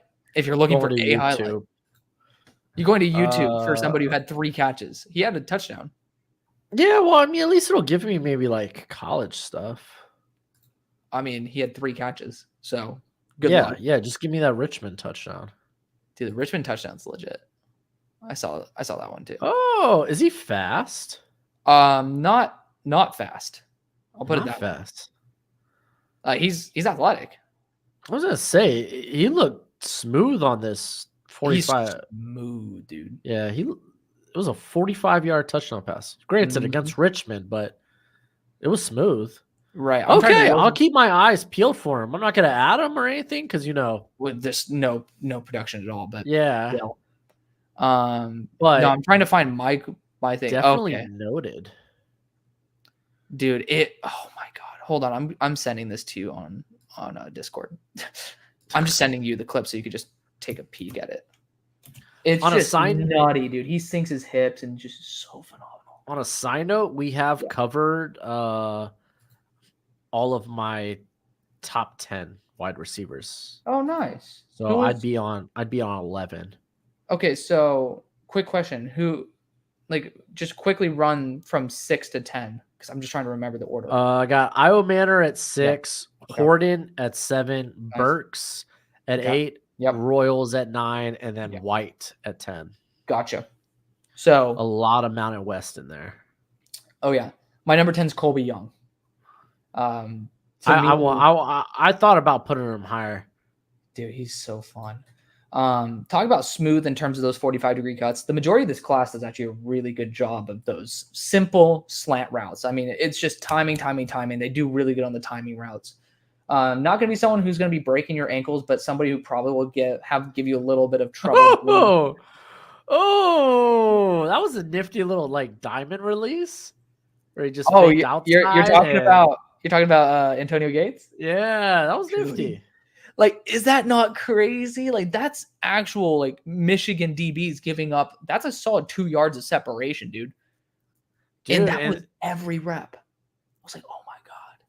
Yeah, and I mean, because like what immediately? Yeah, because Johnson went to go like protect the outside. Yeah, and you get enough of those. Well, I don't think that's not Johnson. That's in that. Oh, that's not Johnson. Okay. No. That was number is at 16. Is it 36. Wallace? 36. It might have been. I mean, regardless, you do that enough times, then you're gonna hit them with that vertical. Dude, it was just insane, dude. Just watching that guy's footwork. I mean, it's again to me, it's like a Tali Fuaga thing where it's like there's no reason he should be this high for me, but I'm hoping that's the Tali Fuaga thing. It could just be me being an absolute nut job, but that's what makes me excited for the season. Here. Okay, I was looking at the wrong stats. Colby Young. Yeah, you talk about him. Not an elite route runner, but someone who he's not bad. He's just not going to be a primary route runner. He can definitely punish you a little bit after the catch. I do like that about him. He generates separation because of his physicality. That's what I do love. But most importantly, he generates separation by being in the right position. He just knows the position battle, and it's perfect. Reliable hands. I'm pretty sure it's sub 5% drop rate. Release package, honestly, because of the fact he knows how to get into good position, you just already know he's going to have really solid footwork, really solid upper body mechanics. So that is of that, mid-upper tier echelon. Speed-wise, he's not going to be your deep threat, but he's someone who still could push down the field. He just takes a little while to get there. He's so long. He's got that long stride. Yeah, he's a super long strider. But the fact is, he knows how to defeat press coverage because he's physical and he knows how to position himself, which is awesome, leading to an extremely high contested catch percentage. It's slipping my mind the actual figure. Oh, don't worry, I got you 66.7. There you go. That was the 67% figure I was looking for earlier. Was it Royals? Royals had the 73. Yeah. It was who the hell had the other one that I was talking about? Travis Hunter had the 63.7 or 60.3.6. Yeah. He had the good one too. So Colby was like, fantastic. And then a really reliable blocker too. And at his frame, I respect it, dude. 6'3", 215. So that's what I was thinking of when I was talking about Antonio Gates. But that's an X-build receiver transferring to Georgia. Now Ra Thomas is gone. This is Ra / Rosemead Jack Saints role. And that's a pretty high volume role. So I think this is going to be phenomenal. Yeah, he looks like a grown man out there. Yeah. And he plays every bit as nasty. Yeah. After the catch, because he had a lot of screens because, Miami. And but dude, he was so tough to bring down and physical, man. He's got legit ball carrier vision. He does. So I don't know if he's going to make that miss, but he's my guy that I'm if he ends up in the first round, not shocked whatsoever. So I'm curious. He was on a side note, just give a little background with him. Because he did kind of come from nowhere. He was a 0-star recruit, and a lot of that had to do with his academic eligibility. Right. And he ends up actually taking a gap year to get more time with his recruiting process. But since he couldn't wasn't able to be academically eligible, he ends up going the community college route. And he goes to Lackawanna. Lackawanna. That appeared actually a couple of times last year too. Yeah, why do I hear Lackawanna? What it's that and Fork Union are the ones that come at it because Fork Union had and Georgia Military Academy. Yeah. Why do I hear Lackawanna County? What's there? I don't know, but they had a guy last year that tested really well. Huh. Okay. But then he ends up becoming a 3-star JUCO because again, the only reason he wasn't a high star prospect was because of his academic eligibility, and he was that was the first thing that he wanted to get in check after essentially his recruiting process just kind of fizzled out. He was like, okay, I gotta take this crap more serious. Right. Had 1 year with Miami, or 2 years, excuse me. Last year was kind of a breakout year for him. Now he's headed to Georgia. It's gonna be freaking nuts. It's gonna be crazy. I'm sorry. I just keep watching Antonio Gates Jr. The clip just keeps rolling. Just that one dude. I'm just like, I'm like, damn. I just love it. I love it. But yeah, dude. So what I was going to say, if we're looking at the highest overall, he is my 6th wide receiver in the class if he goes to his perfect role. Yeah, I am curious. I think he'll probably be. I couldn't find an age on him, but I bet you he's going to be 24, before or very soon after. The NFL season, at his rookie season. I should put it that way. Yeah. My number 11 is Elijah Badger out of Florida, formerly of Arizona State. He's a rack machine, dude. Yes, because Arizona State, screen, slant, occasional go ball. Yeah. Which sucks, dude. This man could have had so much more after the catch on some downfield throws, but he's out here having to make highlight reel catches or catches away from his body when he's got like 5 yards of separation, having to leave the freaking ground to make a catch, and then he gets tackled because freaking quarterback can't put it anywhere. Right. To be fair, actually, one of his passes came from I imagine a few of them came from Scatterbo. Was it Scatterbo? I think running back. Yeah. Who he did everything on that team last year. I loved hearing the announcers say his name. Yeah, right. But I think he had an underthrow, which it's like, yeah, he's not a quarterback, but right. Dude, yeah, Badger's nice, man. Yeah, keen, fluid, legitimately is a ball carrier after the catch. 51 forced missed tackles the last 2 years. Right. I think he's a very smooth athlete, but he's more build-up speed than actual top speed. Really good ball skills, 3% drop rate last year. The contested catches, he wasn't put in good situations, and it was too many jump ball situations. I think we might get a fairer assessment this year with Graham Mertz, who is low key reviving his career. Dude, I'm so excited that he transferred to Florida. Dude, last year he was good. Yeah. He was my other mistake on my graphics. I ended up putting ASU, and while I was talking about video, I'm like, this guy's at Florida. I don't know what the hell I was doing. I mean, it is what it is. Yeah. But versatility, a guy that can play, I think, both inside and out. Also, he gives you the jet sweep and end around type of he's just fun as hell. Yeah. Route tree again. He was running what the offense was doing. And I expect that sucker to get expanded this year. Yeah. Route running sometimes can be a little rounded in his breaks on more complex routes. To be fair, he wasn't asked to do a lot of complex stuff. Yeah. Also, a lot of free releases, but he was a guy that they were putting in the slot or they were putting him in motion. He was their go-to. He was money. Right. But freaking love Badger. I really do. I'm so happy that he went to Florida. I think he's going to be much better at Florida. I'll say this. I gave him the second highest run after the catch grade in the entire class. I still... Who was first? First was Horton. Oh, okay, that's fair. That's too ankles fair. I think that could go either or. Yeah, I mean, ankle. They're the top two. I did have Elijah Badger as wide receiver 53 because of how role specific he was. And I don't think he's role specific. I think just didn't like he was handicapped by. Granted, it's a new coach. It was a new coaching staff. I think the last year or two. Well, Jalen Conyers also sucked at ASU because he didn't suck the year before that. But they just last year they just sucked because the system wasn't good.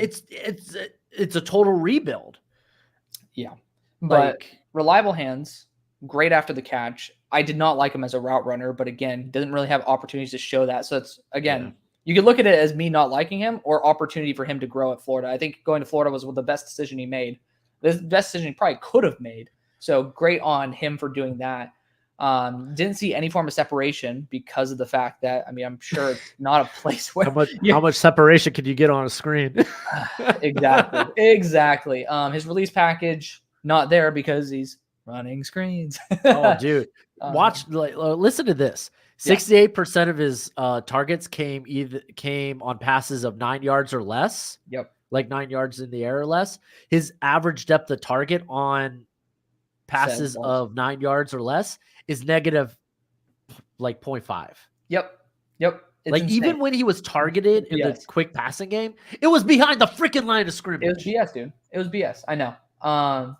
But I didn't see the explosiveness really. I thought his change of direction was honestly much worse than what I expected for how efficient he was after the catch. I thought he was just a little bit more stiff, but his vision, unbelievable. He could process the field perfectly. He's not I didn't see that. Human joystick, but I feel bad for the guy. He gets hit so many times because of the fact that he's just catching the ball and just getting hit. So it's a huge TBD. I could easily see him ramping up the boards because he has two elite traits. He has great hands. Again, to be fair, asterisk, he's catching the ball half a yard behind the line of scrimmage on average if he's not being targeted deep. But, reliable hands statistically, and then he's unbelievable after the catch. Other things can easily work in there, and then he could ascend, but he is much higher graded in terms of role specific. Yeah, I have late or early day 3. I saw that. That's why I ended up putting him on my list. Yeah, I peeked at your board. I was like, yeah. Oh, did I put? Oh, I put him 3rd. My bad. He's probably at the back end of like top 100. Yeah, yeah. I mean, I think he could easily get there.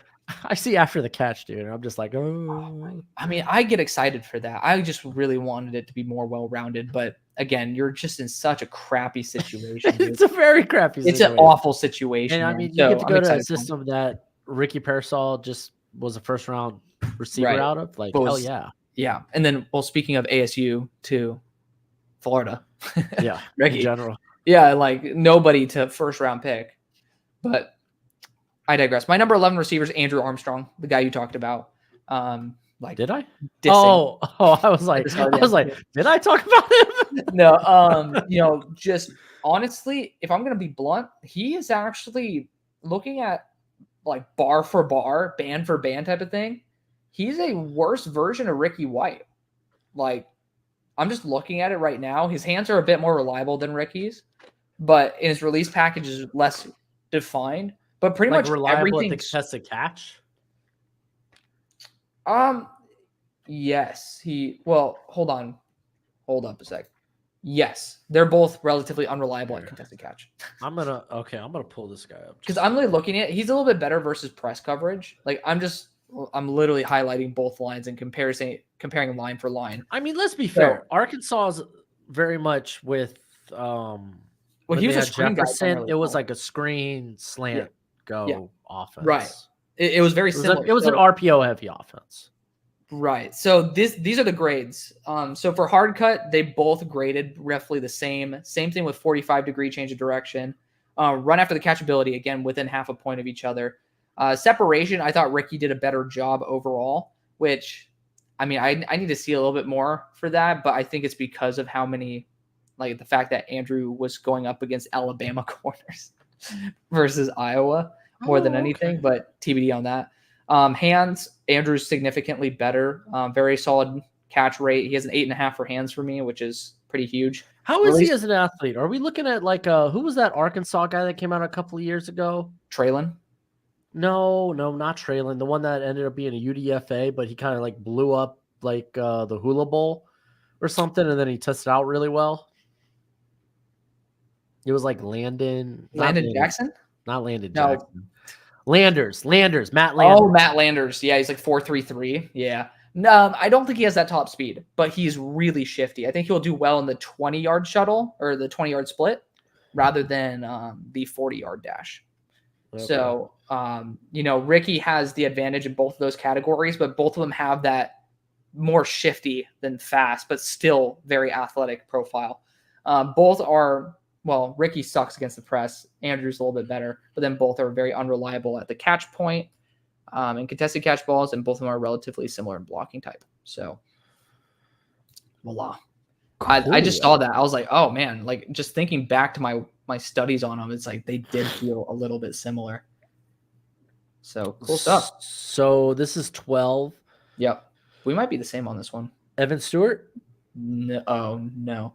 Do you remember how I told you how to find out Evan Stewart's rank? I said, look at the amount of catches Antonio Gates has, and then the second number is where he was ranked for me. 3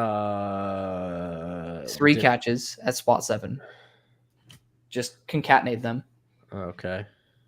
37? Yeah. No, the dude's total hype at this point. Yeah. Hype with limited production. And to be fair, last year it was cut short. But like for me, like I get it. I get why people get excited with him. Like it's understandable. Like the dude's a freaking insane athlete. Yeah. And like the yak ability's there. But like he's small, man. He's so thin. He's like what, 170, 175? Yeah, he's 36. I was 37 when I had Raw Thomas on here. Oh, I gotcha. So, like, yeah, he needs to put on more weight, and he's young, but he needs to put on more weight. Like, his play strength sucks. It That's why I sucks, and don't it like him after the sucks catch bad. as much. Yeah, but I mean, don't he's think so good at like forcing guys to have to mirror him, just because he's so like nimble and Yeah, he's really good at tempoing and just fluctuating that speed during the round and whatnot. And honestly, I would buy into him a little bit more if the ball skills were good. that's very fair. Like, It's a 9% drop rate, or like 9.5. yeah, and he had 0 forced missed tackles last year. Granted, he was hurt. That's my thing. I just didn't think he could force it because of the fact that I thought he was a little bit physically limited in terms of play strength as well, like shedding contact. Yeah, but I think it's like he has the ability to be like make you miss. Like, again, this guy's total projection, man. Yeah, he's a great slant and post runner, though. Yeah, I mean, he should flourish at Oregon. Like, it should be a good enough blocker for Oregon. Dude, Tez Johnson, by the way, we're gonna get to him. Tez Johnson's a great blocker for his size. The dude's like a stick, but he just fucking decks corners. He is pound for pound like gritty as hell. I'm like, what the hell? That's why I was so surprised with Evan Stewart. I'm like, this guy's not the same. Are you familiar with like Tez's background? I'm not. Okay, he came from like a rough upbringing, so it was like, oh yeah, it makes sense that it's like you have that dog in you. Yeah, that's. I mean, hey, you might as, if you find it that way, power to you. Hopefully, it's just that's I'm not gonna. I can't buy into the size with Tez, unfortunately. He's such a stick. I literally have not even a stick. He's a small stick. Yeah, like I think I literally have a tweet that says stick bug turns into a dog. Yes, POV stick bug turns into dog because he just freaking decks. Who is it? One of the Utah DBs. Yeah, he freaking like pops him. It's crazy. Yeah, this guy's like anywhere between like Tank Dell and like Jakeem Grant. Which one are you talking about? Tez. Tez, like, yeah. Tez is like, such a baller. It's just like that's why I like him more than Evan. He applies his size way better. Yeah, but Evan does have some aspects that I do. Yeah, like I saw some people like, oh, there's like a Devontae Smith-esque to Evan's game, and I'm like, I could see where you're getting that. That's what it's just like it's not there. Yeah, even me with Mini Marv, man. Like I'm emphasizing the mini part. Emphasis on mini. Yeah, but like, he's just a huge like. Let's see how it goes with Oregon. I could definitely see him return to school. Yeah. Oh yeah. I mean, when you transfer to a new system as well, like I highly doubt that it's going to be like a match made in heaven when you have Tez and Evan. Yeah, but I mean, Tez took it and ran with it. Well, that's what I'm saying. I think Tez might come out, and then Evan might want to go into the Tez role where he can become. I think there's going to be plenty of like opportunity to eat, though. Where is the big receiver for Oregon right now? I'm trying to remember who's going to actually have some size besides Ferguson. They still got Holden, right? Okay. I mean, I don't know where he is on the depth chart because that guy's been like in trouble, I think. Rah. That's where you get rah. I don't think it's to the level of rah. Yeah, rah. Slapping your family, but oh my goodness, slapping your family and keeping people holding them against their will. Oh my god. Okay, so wait, who's your 12? It was Stewart. It was Evan. Okay. I thought you had him at 12. I don't have your thing pulled up, but mine is Tai Felton.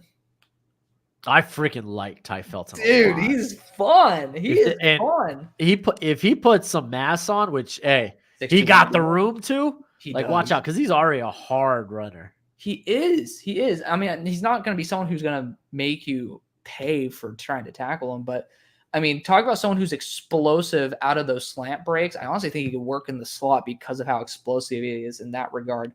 I'm shocked that some people had or most people I think have who's the other guy? Prather ahead of Felton. I was like, I like Prather. We'll talk about him. I like him.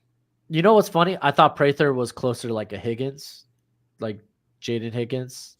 Yeah. In terms of that's fair. They're used to like they're in that tier of like guys that I'm like, oh, I can see why a lot of people like them and physical. why I think they're good, but only one of these guys are going to break out, and I don't know who, so I'm just going to throw them together in this tier. That's fair. So back to Ty. He has reliable hands. I'm pretty sure it's somewhere in that like 6% drop rate. 5.9. 5.9. There you go. But a solid release package, nothing too special. He's explosive. He's quick, or he's like fast, but he's not like burner speed in my opinion. He's adequate versus the press coverage, and I saw him versus guys like Davison Igbinison as well as Denzel Burke. Those guys who are actually really, really solid press corners as well. Not going to be a contested catch guy, which sucks because I wish at 6'2" he could have been like that Devontae Smith style where you could just he's slender. Yeah, and he's not an elite blocker, but I don't think he's a huge liability. No, but explosive, good in short range. Just maybe not going to be the guy after the catch that you're hoping for. But I think if you add some mass, this was a guy where I put that diamond release. Like I was like, yo, this guy's golly, like he has some flashes of how he just be more consistent. How he fakes like the like vertical boundary, goes in for a slant, and he just sets up to where like, oh no, now I'm gonna hit you with that vertical move, and I'm gonna get home if freaking Tua's brother can get me the ball that deep. Don't start with shit. Dude, I really like Ty. Great route runner. Yeah, I like him a lot too.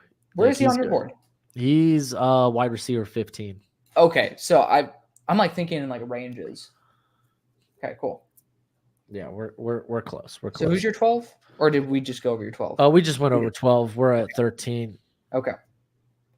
And this is where I got the juice. Oh, so tell me about your analysis of juice, because I have it from 2022, but this past year there's just not enough. But I really did like the limited tape he had. Yeah, and by limited you mean very limited. It was like 9 reps versus Bama. Yeah, right. You really have to go back to his first year or at South Carolina. Yeah, where he kind of broke out, was like a second team all SEC. He's good. I think he's more explosive than fast. He's someone that's going to tear you up in the quick game and in the intermediate. He can create after the catch. 19 forced missed tackles in 2022. Also a very high character individual, a guy that's basically wasn't recruited highly because of academics. And then he was like, all right, I'm going to put my nose into the books and I'm going to earn my way back. And he did. A guy that came from, Fork Union, went on to James Madison.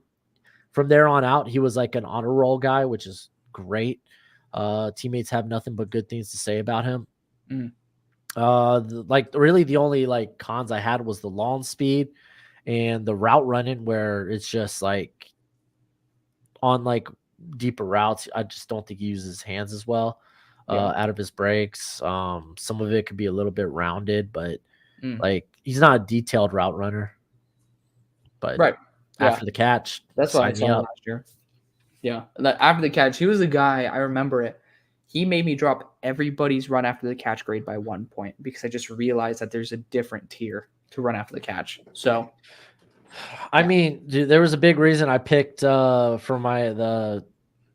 week 1. I picked that South Carolina North Carolina game to watch. I wanted to watch him. He gets hurt, and then I discover Xavier Liggett, and I was like, "Who is this? Who is this grown man? Who is this monster?" I would have put him as like a top 5 player if I just knew his accent earlier on. Oh my gosh, dude. I love how this guy talks, dude. He is like, it's so hard not to root for the guy. I know. Freaking love him, dude. Okay. My 13 is Tez. I'm rocking. Okay. Tez is 17 on mine. Okay. Oh, I thought that because of that size, you might have dropped him more, but solid route runner. I think that the quicks are going to be where he dominates, those quick slants and such. And he's honestly an enforceable blocker for being 160 pounds. So I love the fact that, he still has a dog in him, even though it doesn't necessarily, there's no signs of it until you actually watch him play, if you look at the stats. But solid enough after the catch. James, he's pretty much really solid across the board. There's not really much he sucks at, and that's honestly incredible for someone of that size. I don't think he's going to be a contested catch guy though, but hey, at least he has a physicality in the blocking. Shout out to him. Yeah, I mean, again, like my cons with him was like he's size, probably slot only because of it, right? But high character, like came up.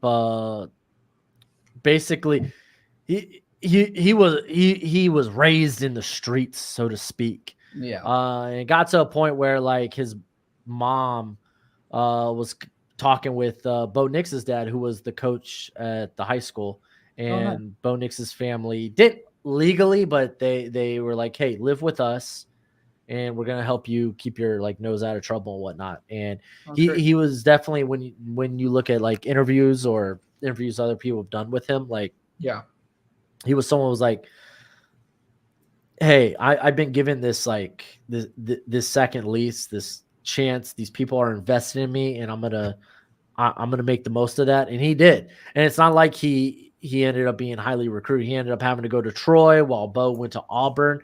The minute Bo went to Oregon, he was like, that's my favorite team. I want to be there. I want to be with Bo.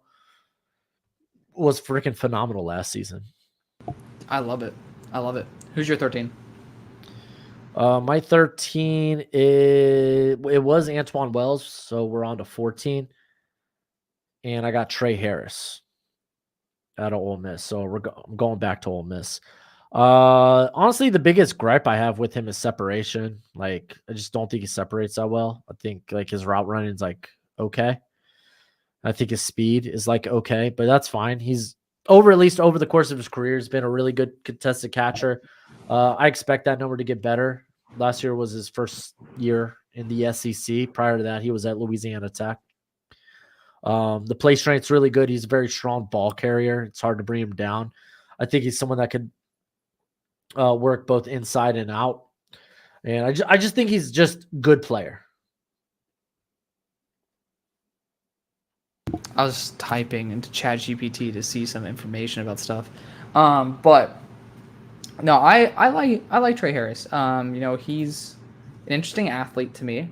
I think that he's kind of, in my opinion, he's low-key a dumbed-down version of a Umanor. Or, wait, hold on, I got it. Is it Manor? Io Manor. Io Manor. Damn it, I knew it was like a different letter than A when you pronounce it. Io Manor. I think he's a dumbed-down version of Io Manor. Good deep speed. He's more explosive, in my opinion, than he's not as much of a long strider, but like if you kind of dumb down the route running ability and the after the catch ability of Io Manor, and then just transition that to explosiveness, I think you're getting a pretty comparable player. So, he's a good player. He's good. I just don't think he's a very refined route runner. That's good, yeah. And he's not going to be someone who's after the catch, but yeah. I mean, what did he have last year? He's solid. He had 10 forced missed tackles on 54 receptions, so it's not bad. That's good. No, that's not bad. I mean, I'm just saying translatability. I didn't see it necessarily. That's fair. Who's 14? Have you studied Matthew Golden? No. Oh, who is that? Brother, have you studied Sam Brown? Yes. Okay, so he's his teammate. Matt Golden's on. Oh, I was like, that sounds familiar, but my God, dude. I mean, this guy. Oh, he's with the Longhorns now. Yeah, the speed that Texas is going to have. Unbelievable. And Quinn Ewers is like the worst deep ball placement I've ever seen. I mean, like, dude, come on. Like, you got to put Arch Manning there at this point. But that's a conversation for you. I don't know, man. I was joking about the Arch Manning thing, but Ewers is going to be an interesting guy to follow during this thing. I have never seen somebody consistently miss the deep ball, like atrociously. He has some of those that are like perfect, but those are just too few far between. I digress.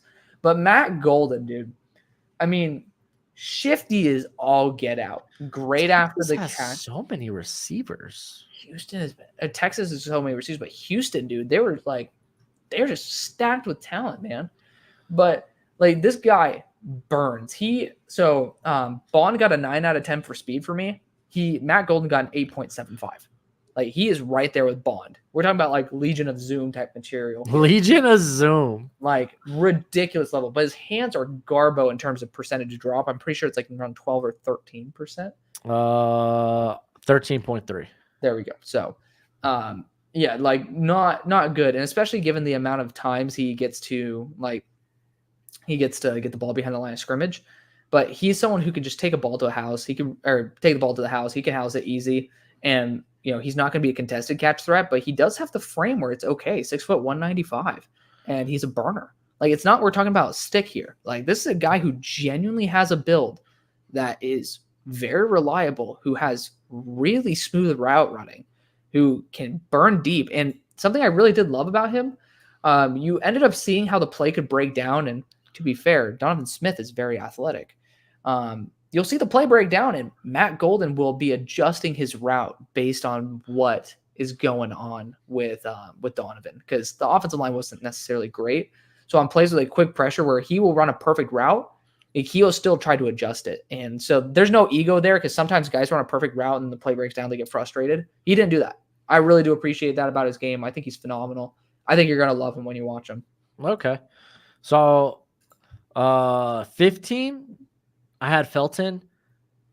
So I'm going to move to 16. It's where I had Golden's teammate, Sam Brown. Okay. Like Sam Brown's coming in at 6'2", 195 now with the Hurricanes. Yeah, but was with Houston last season. I mean, he's got really good launch speed, like an explosiveness, really good athlete, good yak ability, like great yak ability. It's the vision and the freaking elusiveness. I know. And I think he's really good in the quick game, really good when it comes to the just the tempo in his routes and whatnot. And I think he plays with that dog in him.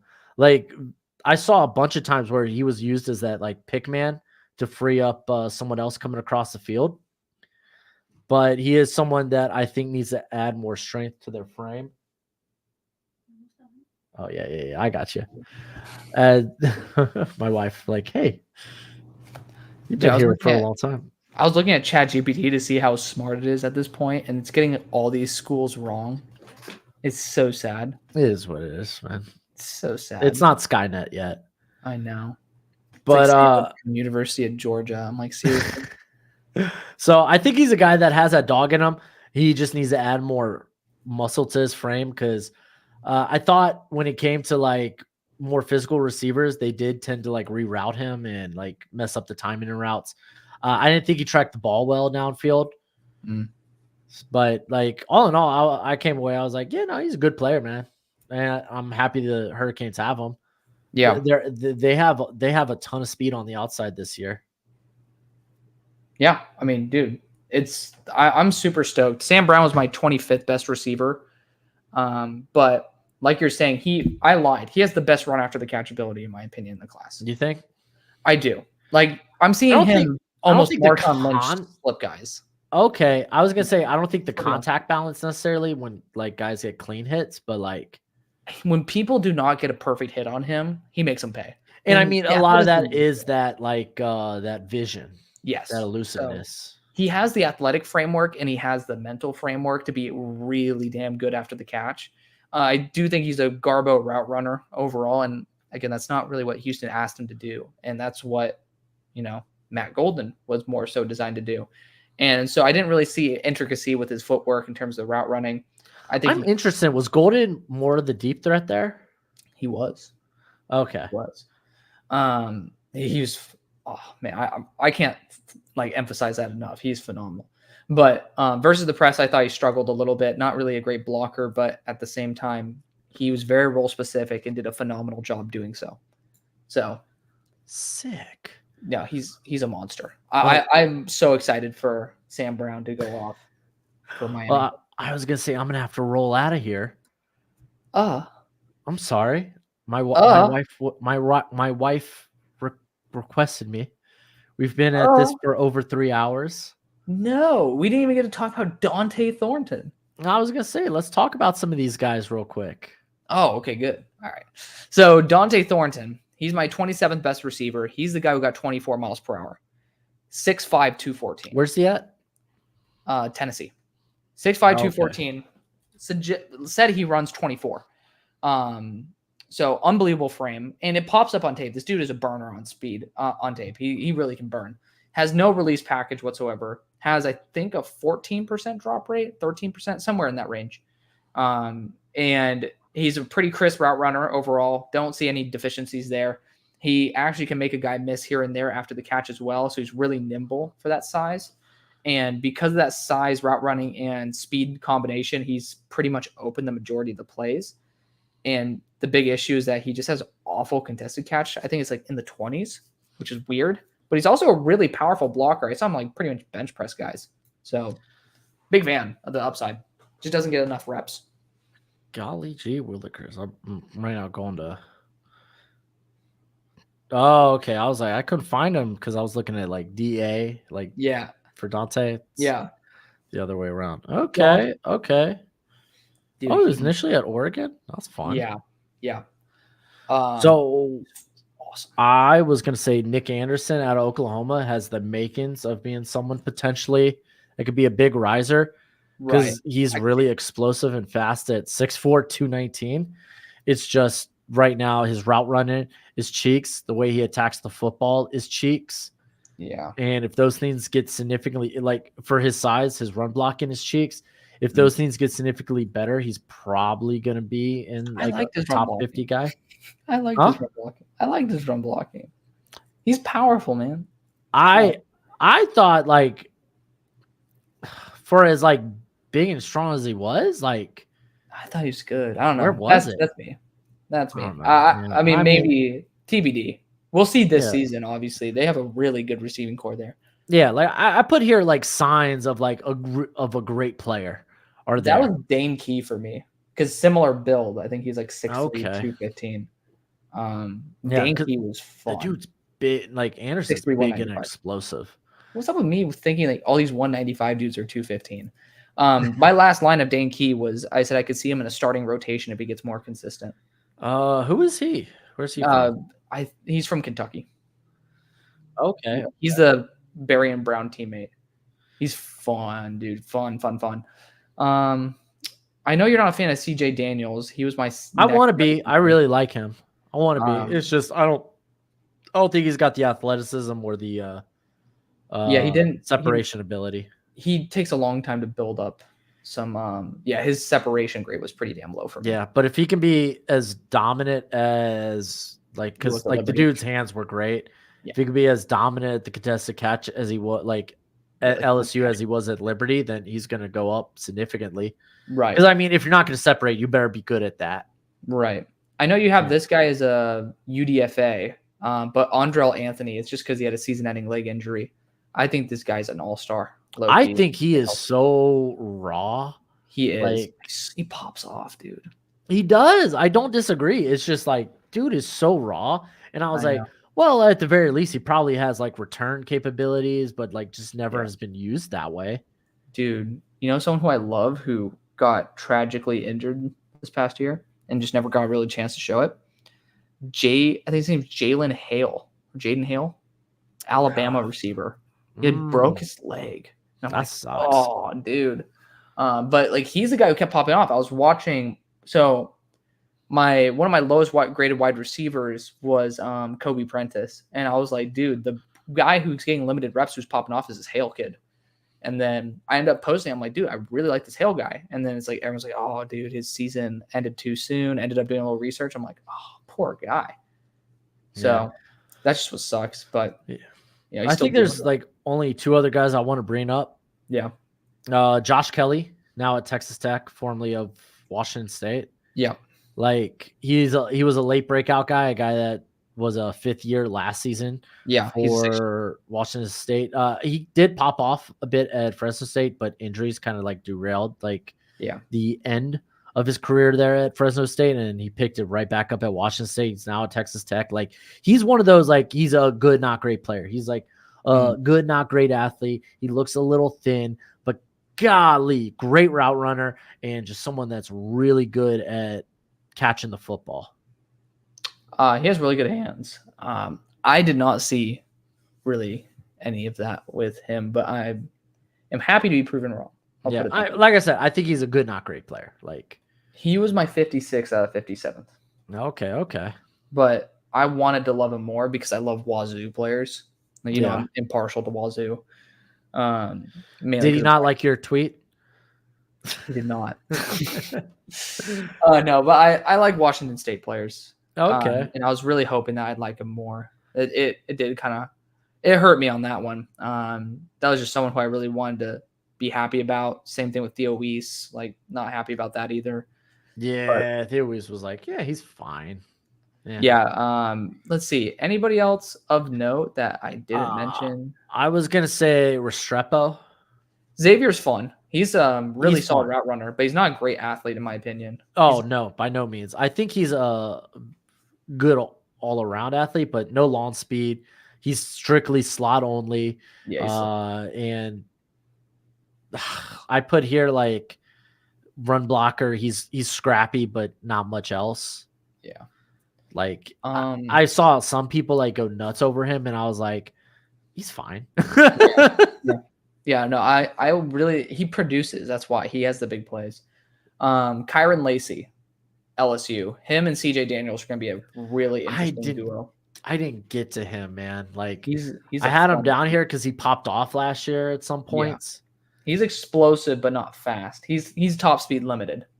But you know, somebody who will get open, solid enough hands, but a really refined release package.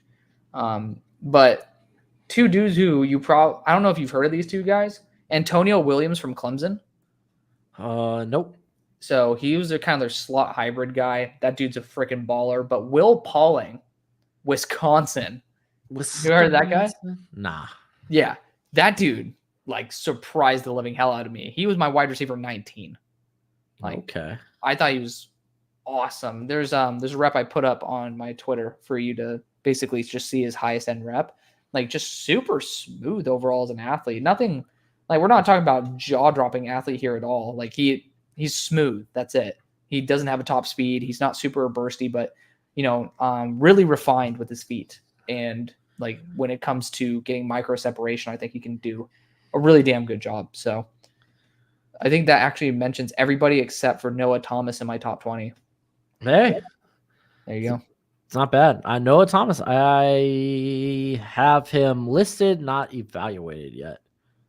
He's very interesting. He's slow, but explosive. I mean, at 6'6", 200, I'm not shocked.